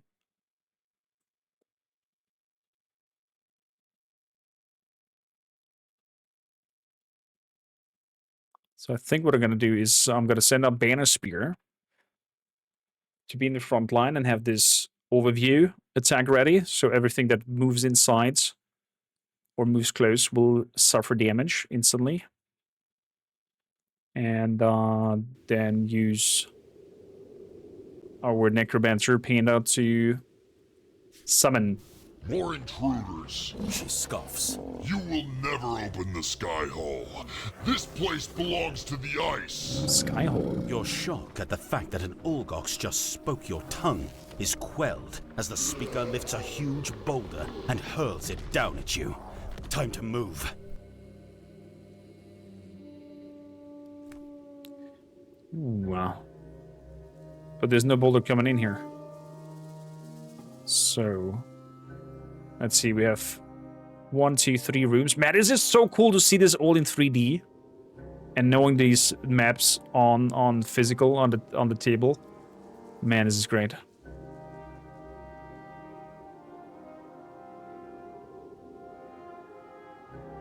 Perform a banner summon ability on your first turn. Keep the banner alive and within 3 tiles of view for the entire quest. Guardian of the Flag.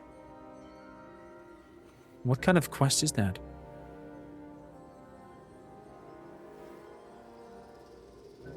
Why do I have so many quests at once? What the hell? Is that a bug? Or is this an extra task upon? Play summon action on your first turn. Have the summon kill at least 6 enemies and keep it alive for the entire quest. Bone Shepherd. Kill at least 15 of your summons.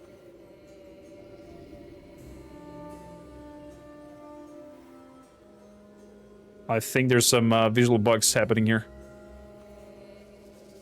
What? Okay. Oh, they're my attack modifiers. There we go. How many -1 cards do we have? 5. 1 -2 card and 1 attack nullify. Okay, what would be great here is to get him into an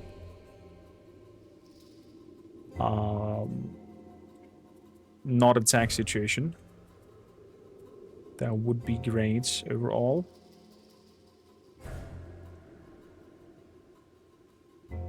It wants me ready to perform a banner summon ability the first turn.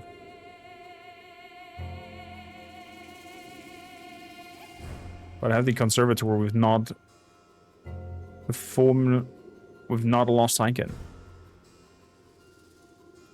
Yeah, I think there's a bug here in terms of the UI, so we're just gonna focus on these top 2. Maybe perform an action with a lost icon. That's what we're gonna do. So we have some archers back there. Since we are in a disadvantage, I'm gonna stand in front of you. And I'm gonna play set for charge. So he probably will come in and attack. And deflecting maneuver only deflects range attacks. It seems.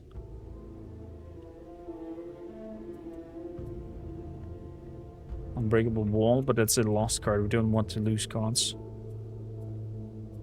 Frame. Then I have you go fast.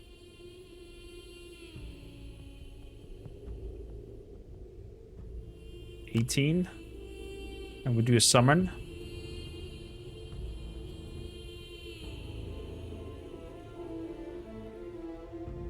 For the next 3 sources of damage that will be dealt to you.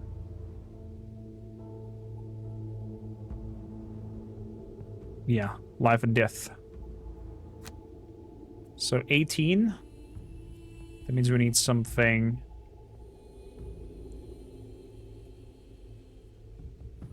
Javelin.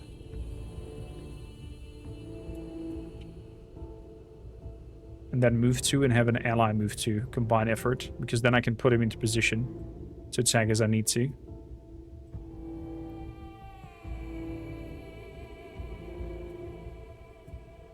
Okay, make stuff like pincer movements and whatnot. Okay, there we go. End selection. 32. They move 1 and shoot at range of 3. He moves 2 and attacks for 4. That's okay. So.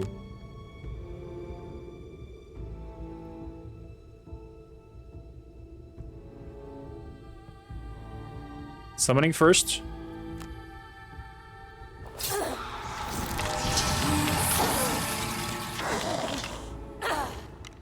Receive the 2 damage.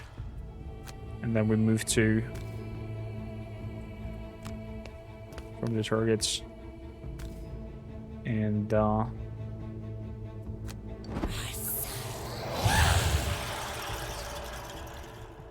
summon my companion to also move. There we go. Bone Shepherd done.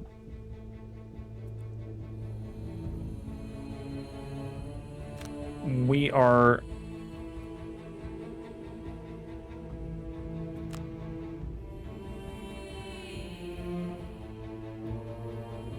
actually gonna make straight up the combined attack here. And not do the javelin. Let's do that. So I can put a wound on him. Even though we're attacking with disadvantage. Oh, nullified. Is the wound at least coming through? Okay, the wound is at least coming through, so he's getting damage in return. They're moving, they're moving. He's getting his damage. He's gonna attack the Skelly.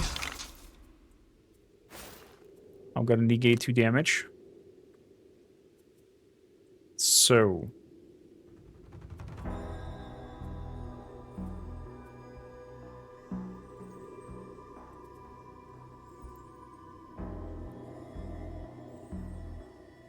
set the charge. Question is, do I want to keep up fighting here with you?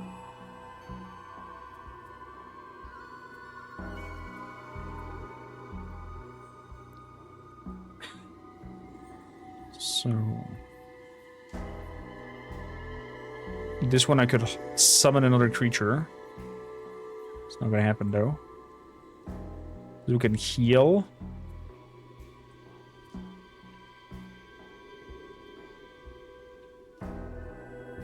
Gives a poison on him. Strengthens it. Against the loot. Against the curse.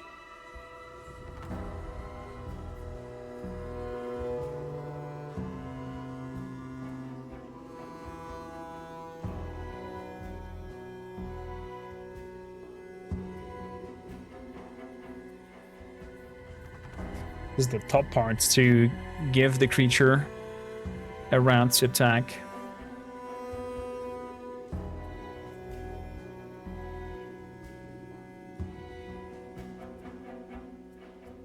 It's the bottom parts.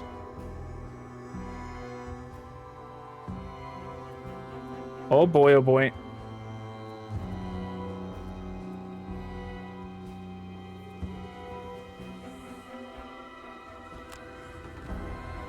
Let's shoot for a poison. And let's grant a companion to do 5 damage. That means we are gonna go for the archer. Back there. 1, 2, 3, 4.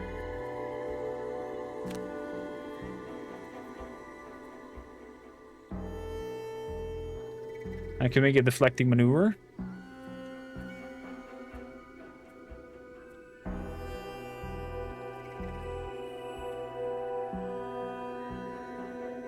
Or can disable him. I'm gonna disable him though.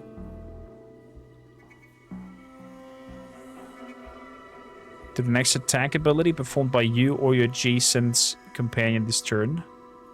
Resolved courage. Don't mind this banner quest and whatnot. I think that's a visual bug. I didn't pick those and they should not be there. On top of that.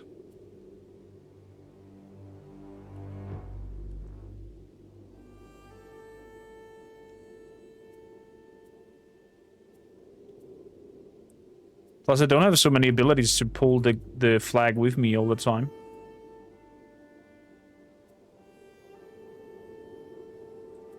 I mean, maybe regroup and whatnot would work on it.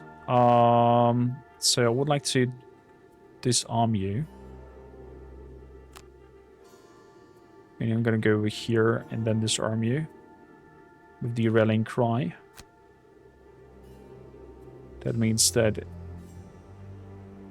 we're not gonna do the ratchet command.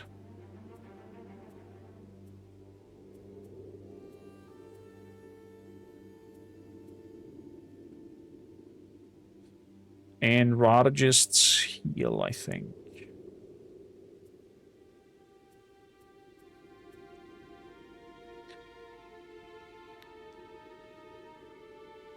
I mean, I could curse him.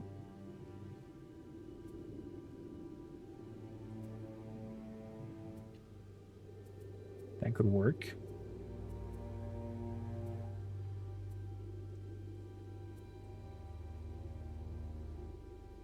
Yeah, why not? Let's throw out a curse on him. 35.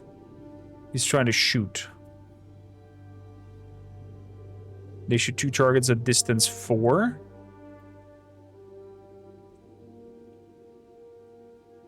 One, two, three, four. 1, 2, 3. They will attack me though with both. Crap.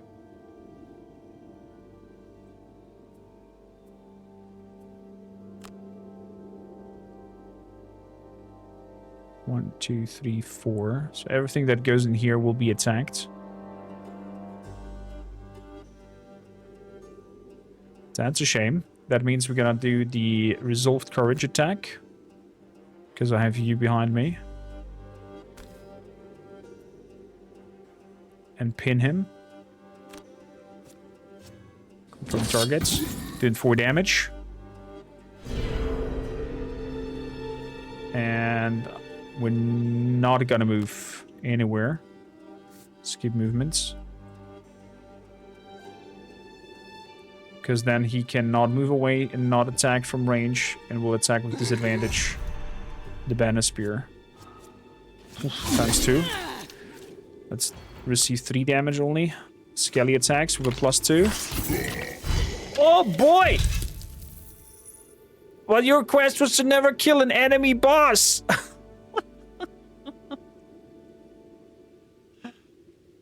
Oh. Damn it.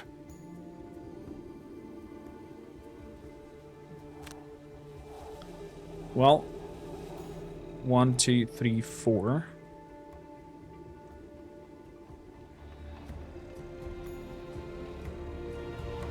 One, two, three, 4. But I can attack it if I stand over here. I'm not gonna be able to loot though. So we're gonna move over here and confirm that, and then distance 5, shoot you and poison you. Swap. There we go. And the turn. Oh, we can attack. Oh, nullified. Okay, then. Excuse me. Set the charge.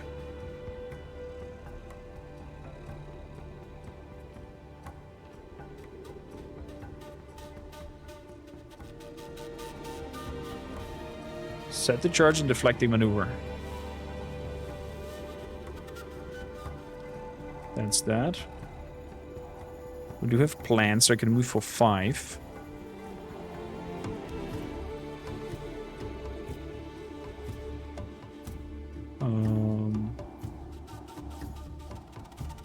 Could poison another target. What distance? 3. Okay.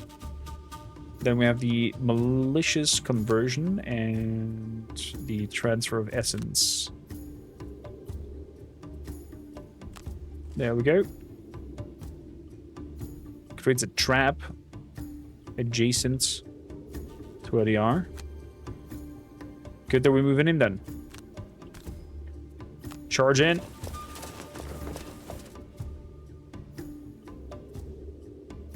And we're attacking. Let's attack you to make sure that we kill you.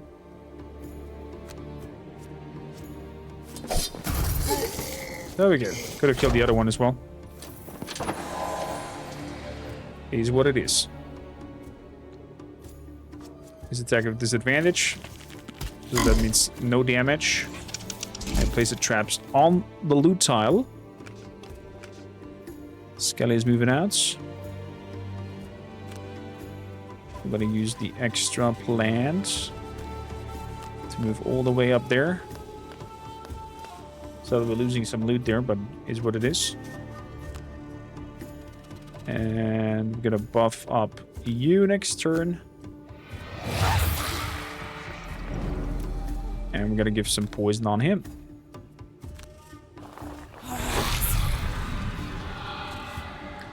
There we go. Onrogues Raider. Oh, here I can inspect them and see what they are and have. Bone Shaper turn is done. So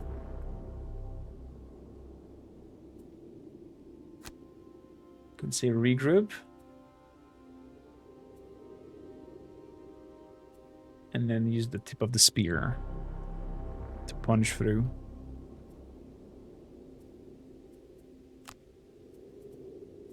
Beautiful.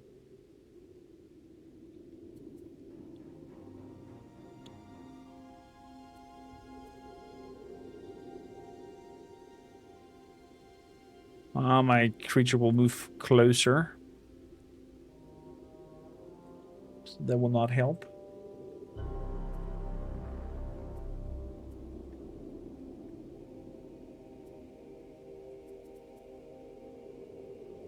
Good. Let's go for Fell Remedy.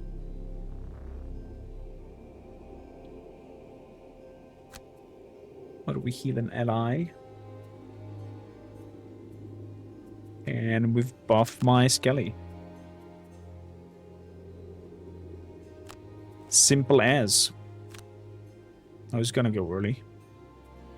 So, grant you to move over here.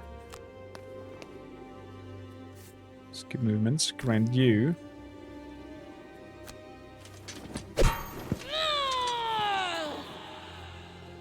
to move over here. Probably gotta move through the trap. Trap does suffer 3 damage.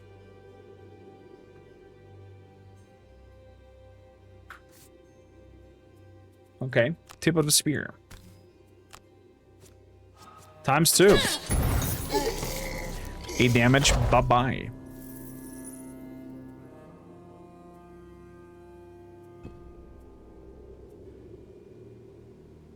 Choose to move the summoned ally towards the summoner. I mean, standing already there. So we're gonna heal 2 because a monster died. So we're back to max health.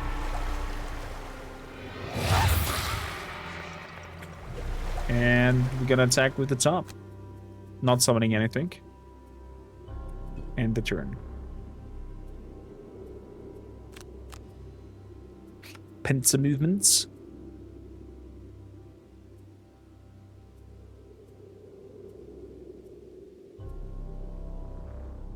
Good.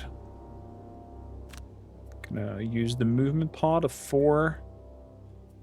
And I guess we summon another servant.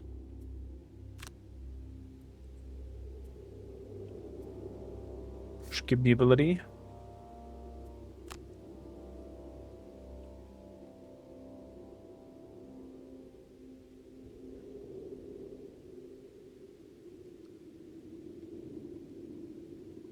Do I want to open it up?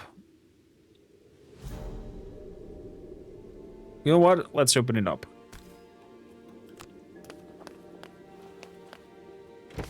Dodging boulders on the side of a mountain wasn't quite how you imagined spending the morning, but you make it to the overlook without getting crushed. Okay. However, just before you pull yourself over the final ledge, a voice carries over the wind, stopping you. What's that? What did it say? Foul ice pizzers. It shouts in a deep, commanding pizzas. cry. You're nothing but petty blasphemers twiddling in your caves. What? What's that voice? You make it over the ledge and see the owner of the voice pinned between 2 boulders. She's clearly an Olgox, but she's dressed much differently from the brutes who were just hurling boulders at you. Okay. Larger than her male opponents, she wears ornate battle garb that marks her as a prominent member of a different faction. She turns to you with snarling hatred, but softens when she realizes you're not friends of her enemies. Quickly then, warm bloods, help me fight these dirt lovers. Aid me, and I swear to aid you. Her hand, though pinned, glows with a crackling blue energy. Hand pinned. Can I see the thing? Algok's priest. Oh, you're gonna disable somebody. Interesting.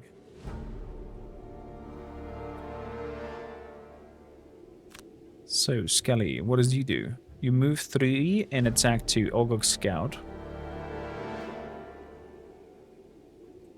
What do you do? Shoot a distance of 3. Of 5? Jesus. Okay, I think my Skelly will rip, but at least tank 2 attacks. Yeah, we're gonna receive those damage. I'm okay with that. Bone Chipper done. Although he's gonna disable the attack of one of them. There we go. That's good. So, the lead archer shooting on him. I'm not sure I'm happy about that. Who will choose whether to lose a card or let the target take damage? Oh, I can choose. Skip the attack. Let him just have the tackle. And goes for another attack. Skip that. You're gonna receive that hits. I don't care. Ogog Scout comes in.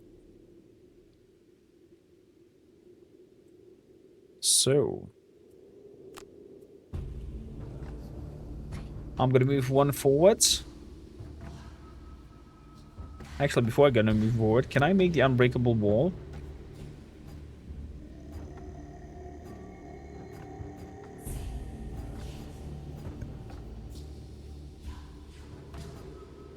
I cannot attack into the nothingness just to farm XP. Okay, good. Good. I was wondering if it lets me. Confirm action. Loot both. Is there wood? Rock root and metal. It's okay. Skip the attack. And it's short rest. Because we have to go in there ASAP.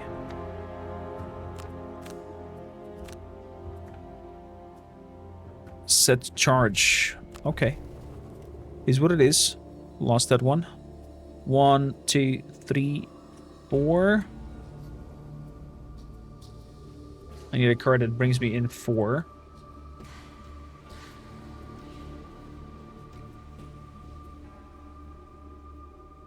All attacks targeting this unit this round gain disadvantage.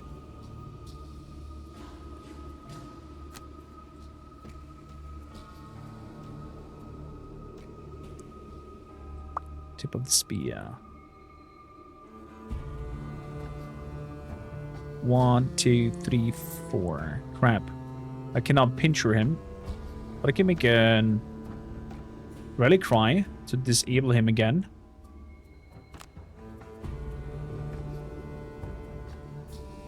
But then I'm very late. Ah!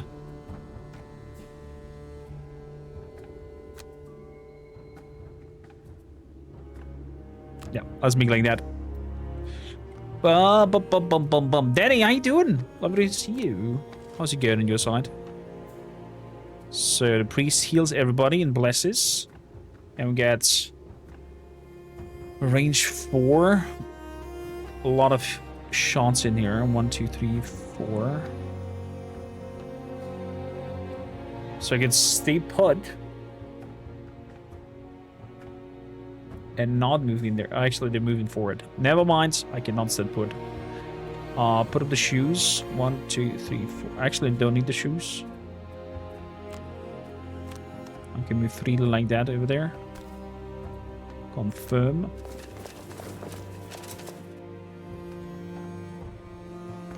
There we go. Now the top one. Times 2, full damage. Boom! Shakalaka. And all your attacks against the banner spear should be at disadvantage. +1/+1, that's not so good. Oh, 5 damage. Do I want to receive those? No, I'm gonna burn a card. Let's burn the unbreakable card, the unbreakable wall card. It's too much damage.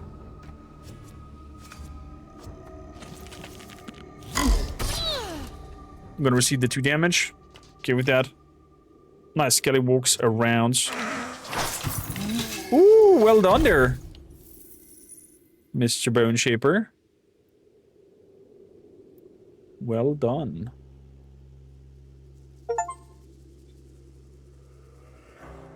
So... can grant my creature movements. I'm gonna grant it first to loot.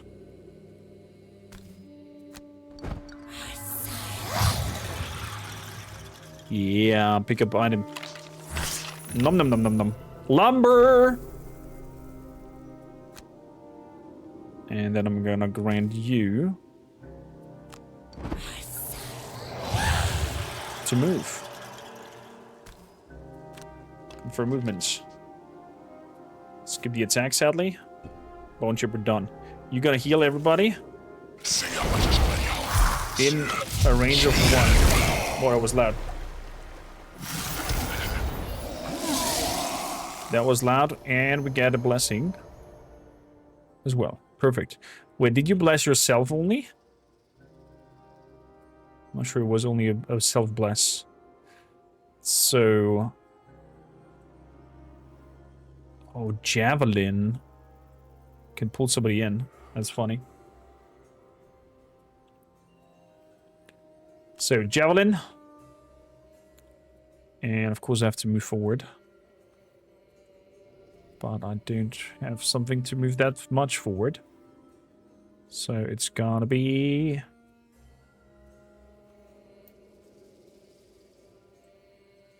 it's gotta be the combined effort, I guess.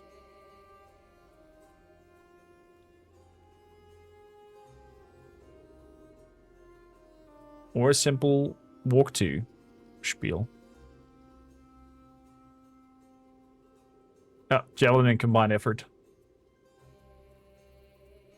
That's the one. On your side, over here, we're gonna have an long rest to heal up. Because my minions will walk anyway. Agus Priest is gonna attack. Very early even. Nice. Shoot.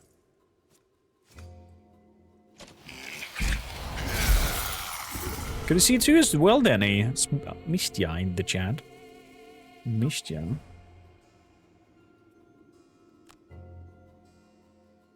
So... wait a bit. Let's make a move 1. And pull... oh. Can I pull him in even though he's pinned? Does that work?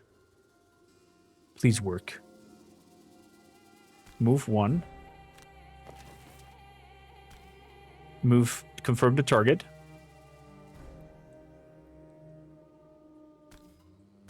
Move him through the trap, so he suffers 2 damage. Yeah. And do the combined effort.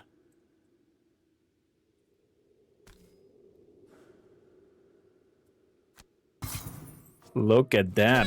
Swap. What a nice move. So we pulled him into us, and then... oh, he's attacking him.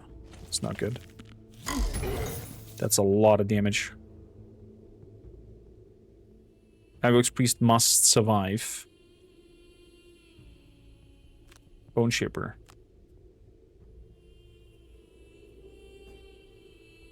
No, the Bone Shipper is on a short rest. Oh, that was bad. That was bad. I have to burn 2 cards.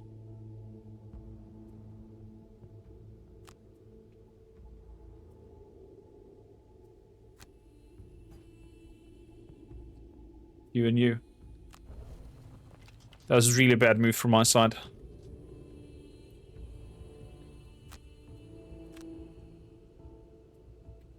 Because I lost 3 cards now.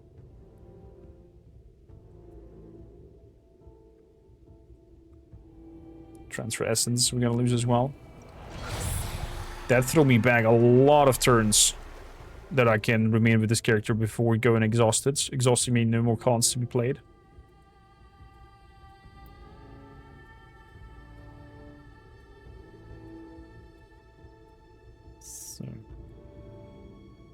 I'm gonna heal myself. We've regroup and pick up the loot. So...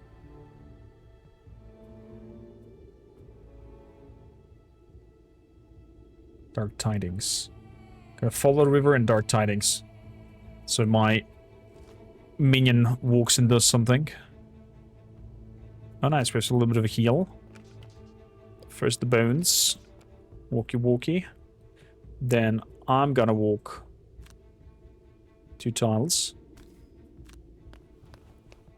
Nice. And then a minion of mine will walk 2 tiles.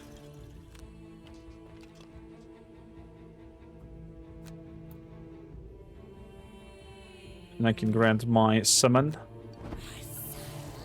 to attack normally and put a curse on him, meaning a negate damage card will move in. Skip the ability. And off turn. Priest. Do you heal yourself? I would have thought you heal yourself. Not gonna lie. Not gonna lie. But therefore... I'm gonna heal you then.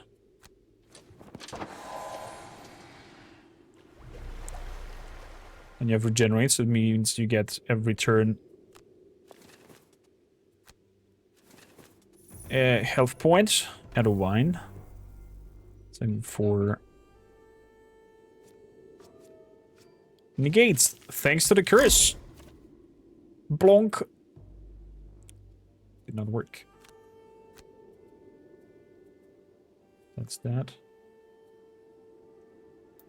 Can throw a remedy on my Skelly.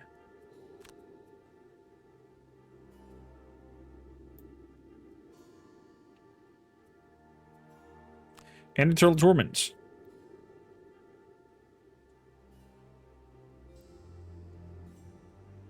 Grants one of your adjacents to the target of the curse ability and attack. Nice. And selection. Ended up with a little bit of a Twitch break. Had a big influx of work and just got focused on it. As it should be. As it should be, my friend. But nonetheless, I'm super happy that you're here. Let's just do a normal movement of 2. Come for movements. Skip attack. And turn. Negate damage again! Wow, Skelly, you are one lucky malaka. Oh god, another trap. That's not good. Are you gonna go into the trap? You go into the trap.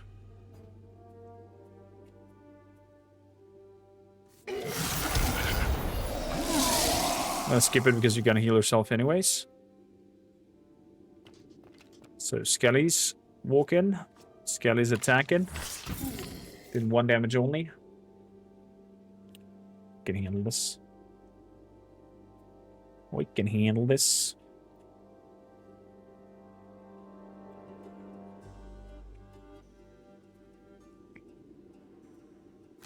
So I'm gonna make a walk. Walk it like a talk it.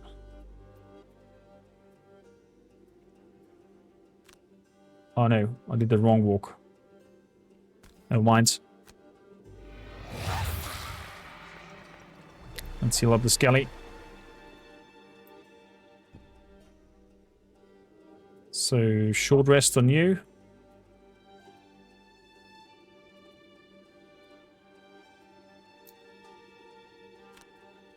And that the king will over here. Is what it is. Regroup is lost.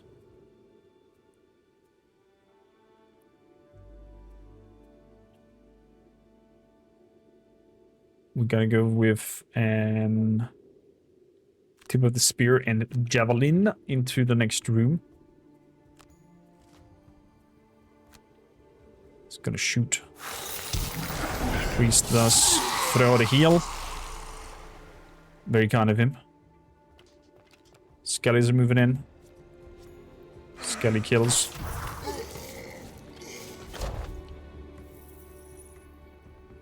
Nice. We're moving 3. Confirm movements. And top part is lost. Let's see what Panda is picking up.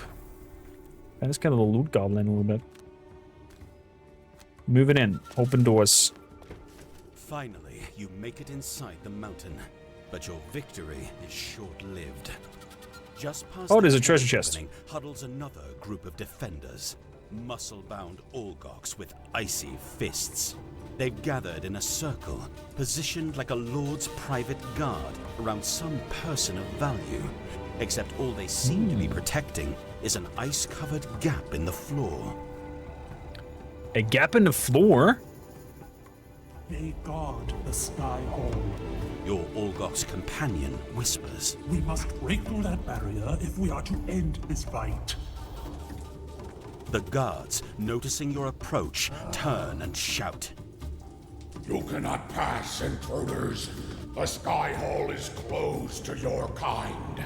They move quickly, uncrossing their arms and stepping forward. Your body is worn, and your lungs still burn from the climb, while these guards are fresh to the battle, wholly rested and prepared to brawl. But it matters little. There is no other way forward. I see, I see. Oh, is that what we have to destroy? The August Priest must survive. Destroy the ice sheets. Full damage. Okay. Stritul, welcome aboard. Thank you kindly for the input. So I have another movement, and I can throw on a distance of 3. 1, 2, 3. That's exactly enough that I need there to hit. That means I'm gonna move in here and throw a javelin straight in your face.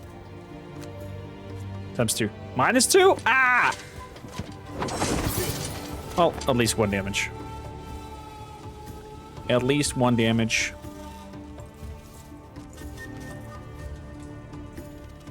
What about the elite? Move 3, attack 4. 5 damage straight up. Oh my god. Big ouchin. Big ouchin.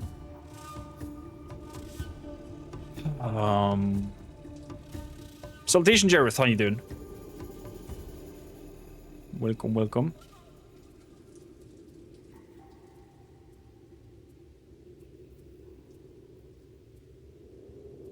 I wonder what was my ability that used... Oh, this here. Defensive maneuver uses the wind. Makes 3 damage. Sounds good. Let's make that.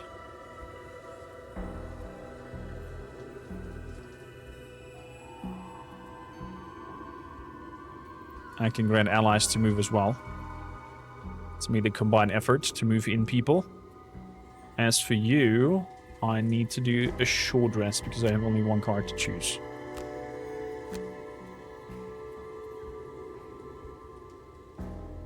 Oof. This one hurts.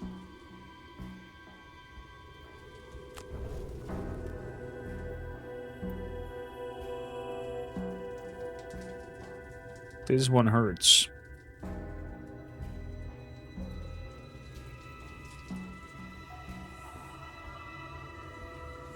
So, the king will and command the wretched.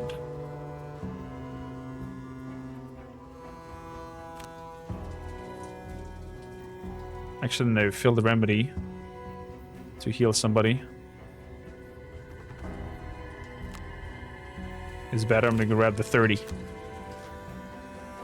Okay, we're before everybody else. They jump to loot the scouts. Crap, will they take the treasure chest? Will they go for the treasure chest if they do that? Maybe.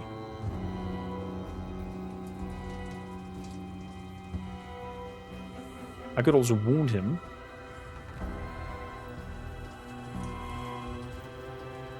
So we gotta do the movement first. Wait a bit. Skip movements. Grant you.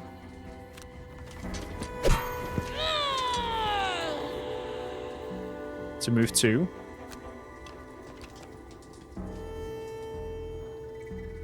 And grant you. To move behind me.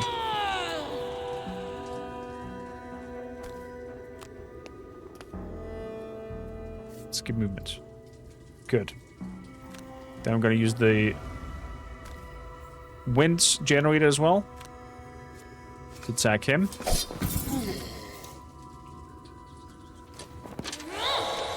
And all the attack against me are on a disadvantage. Skelly moving in. Skelly moving in. Oh, negated. Shame. Is what it is. Is what it is. I can grab my creature to attack again. No, I'm gonna heal. You getting a heal? What is a priest doing? Priest shoots. Okay.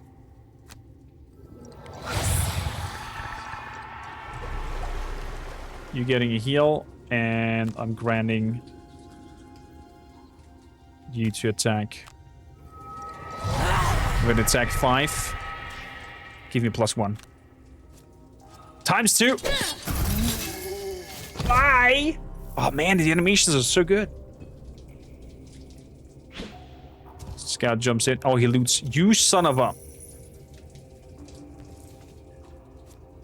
Disadvantage. I'll take this 3 damage. Priest, what are you doing? Standing still, because you can't move. Okay.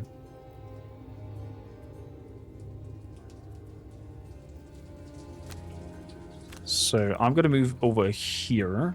I hope I can.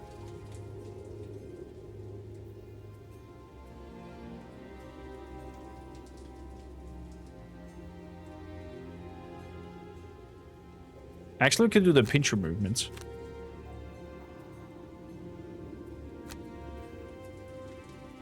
Because I'm gonna jump over. Bum bum.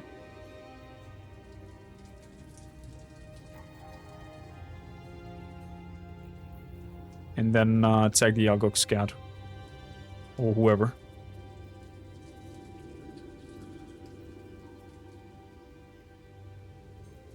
Yeah, let's do it like that. Let's do it like that. So, priests. Moves 3 and shoots 2 targets.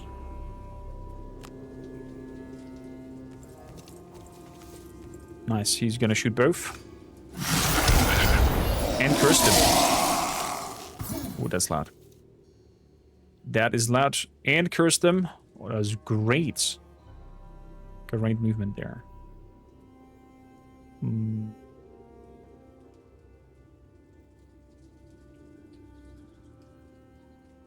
So...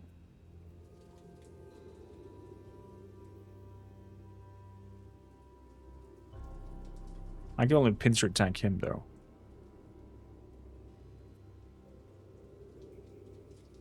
Boots on.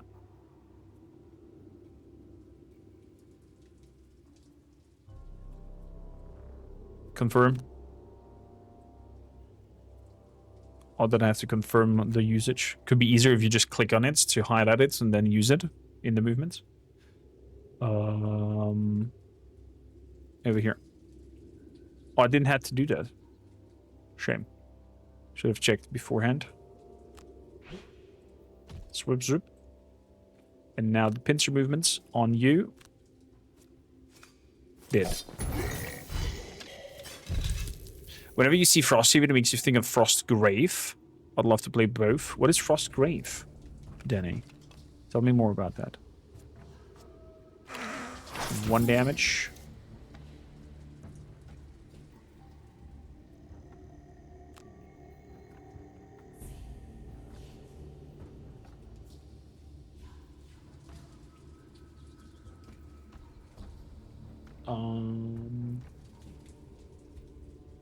Let's move over here to loot that. Skip movements, and we're attacking him, even though it's gonna be a disadvantage because it's a range attack. But at least we poison him. So that's that. And we pick up some hide, some loot. Shoots the skelly. Boom. I'm gonna negate that 2 damage. So that means short rest for us and short rest for us. Tip of the spear. Redraw. Lose resolve courage. That's good.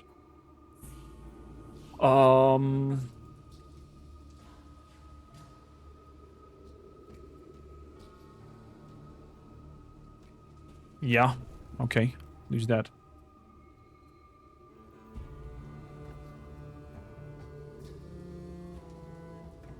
So javelin throw and running 1, 2, 3, 4. Next turn I can pick it up.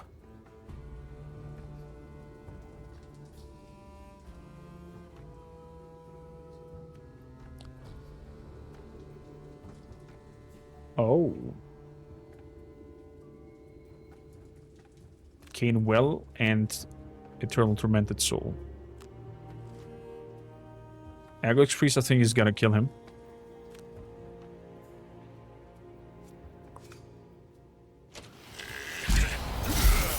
Boom! Thank you, Priest. Banner Spear. It's gonna move over there.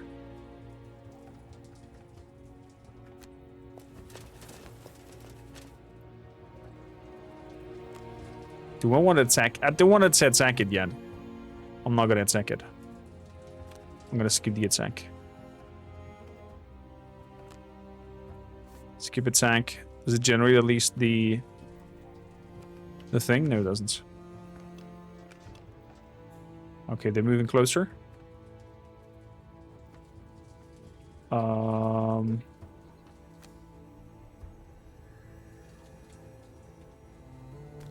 Grant this creature to loot.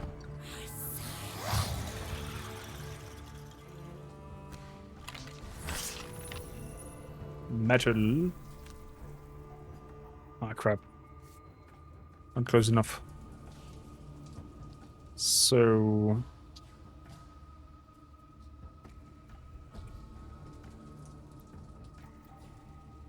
Pensive movements and rallying cry. And you're gonna do a long rest. So, Priest is gonna heal. If he reaches, he does. Nice heal on the Banner Spear. Fantastic. I'm gonna pick up that chest. With 1 movement over here.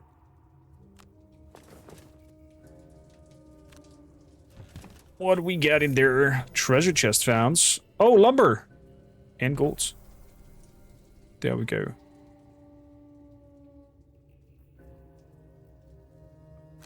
And then attack on top. And it's... Bloom, bloom, bloom. Bloom, bloom, bloom. Heal.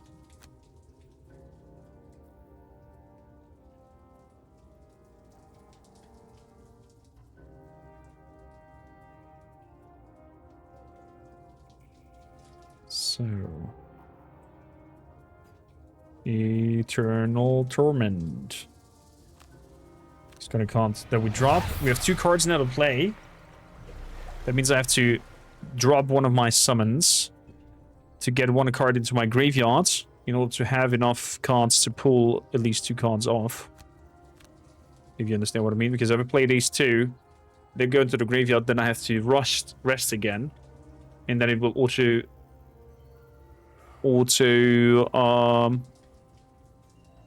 exhaust me because I don't have 2 more cards to play. That's kind of like the auto rule there.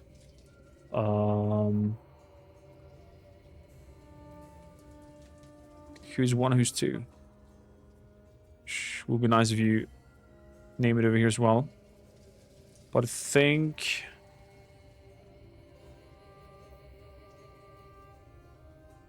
the returning servant is the one. Confirm. Crap, was the one in the back. Never mind.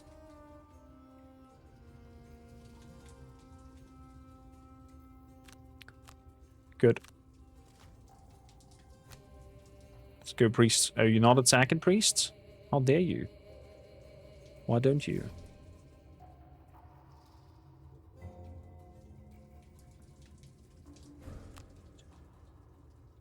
Range 2. Ah, shame. Missing one range there.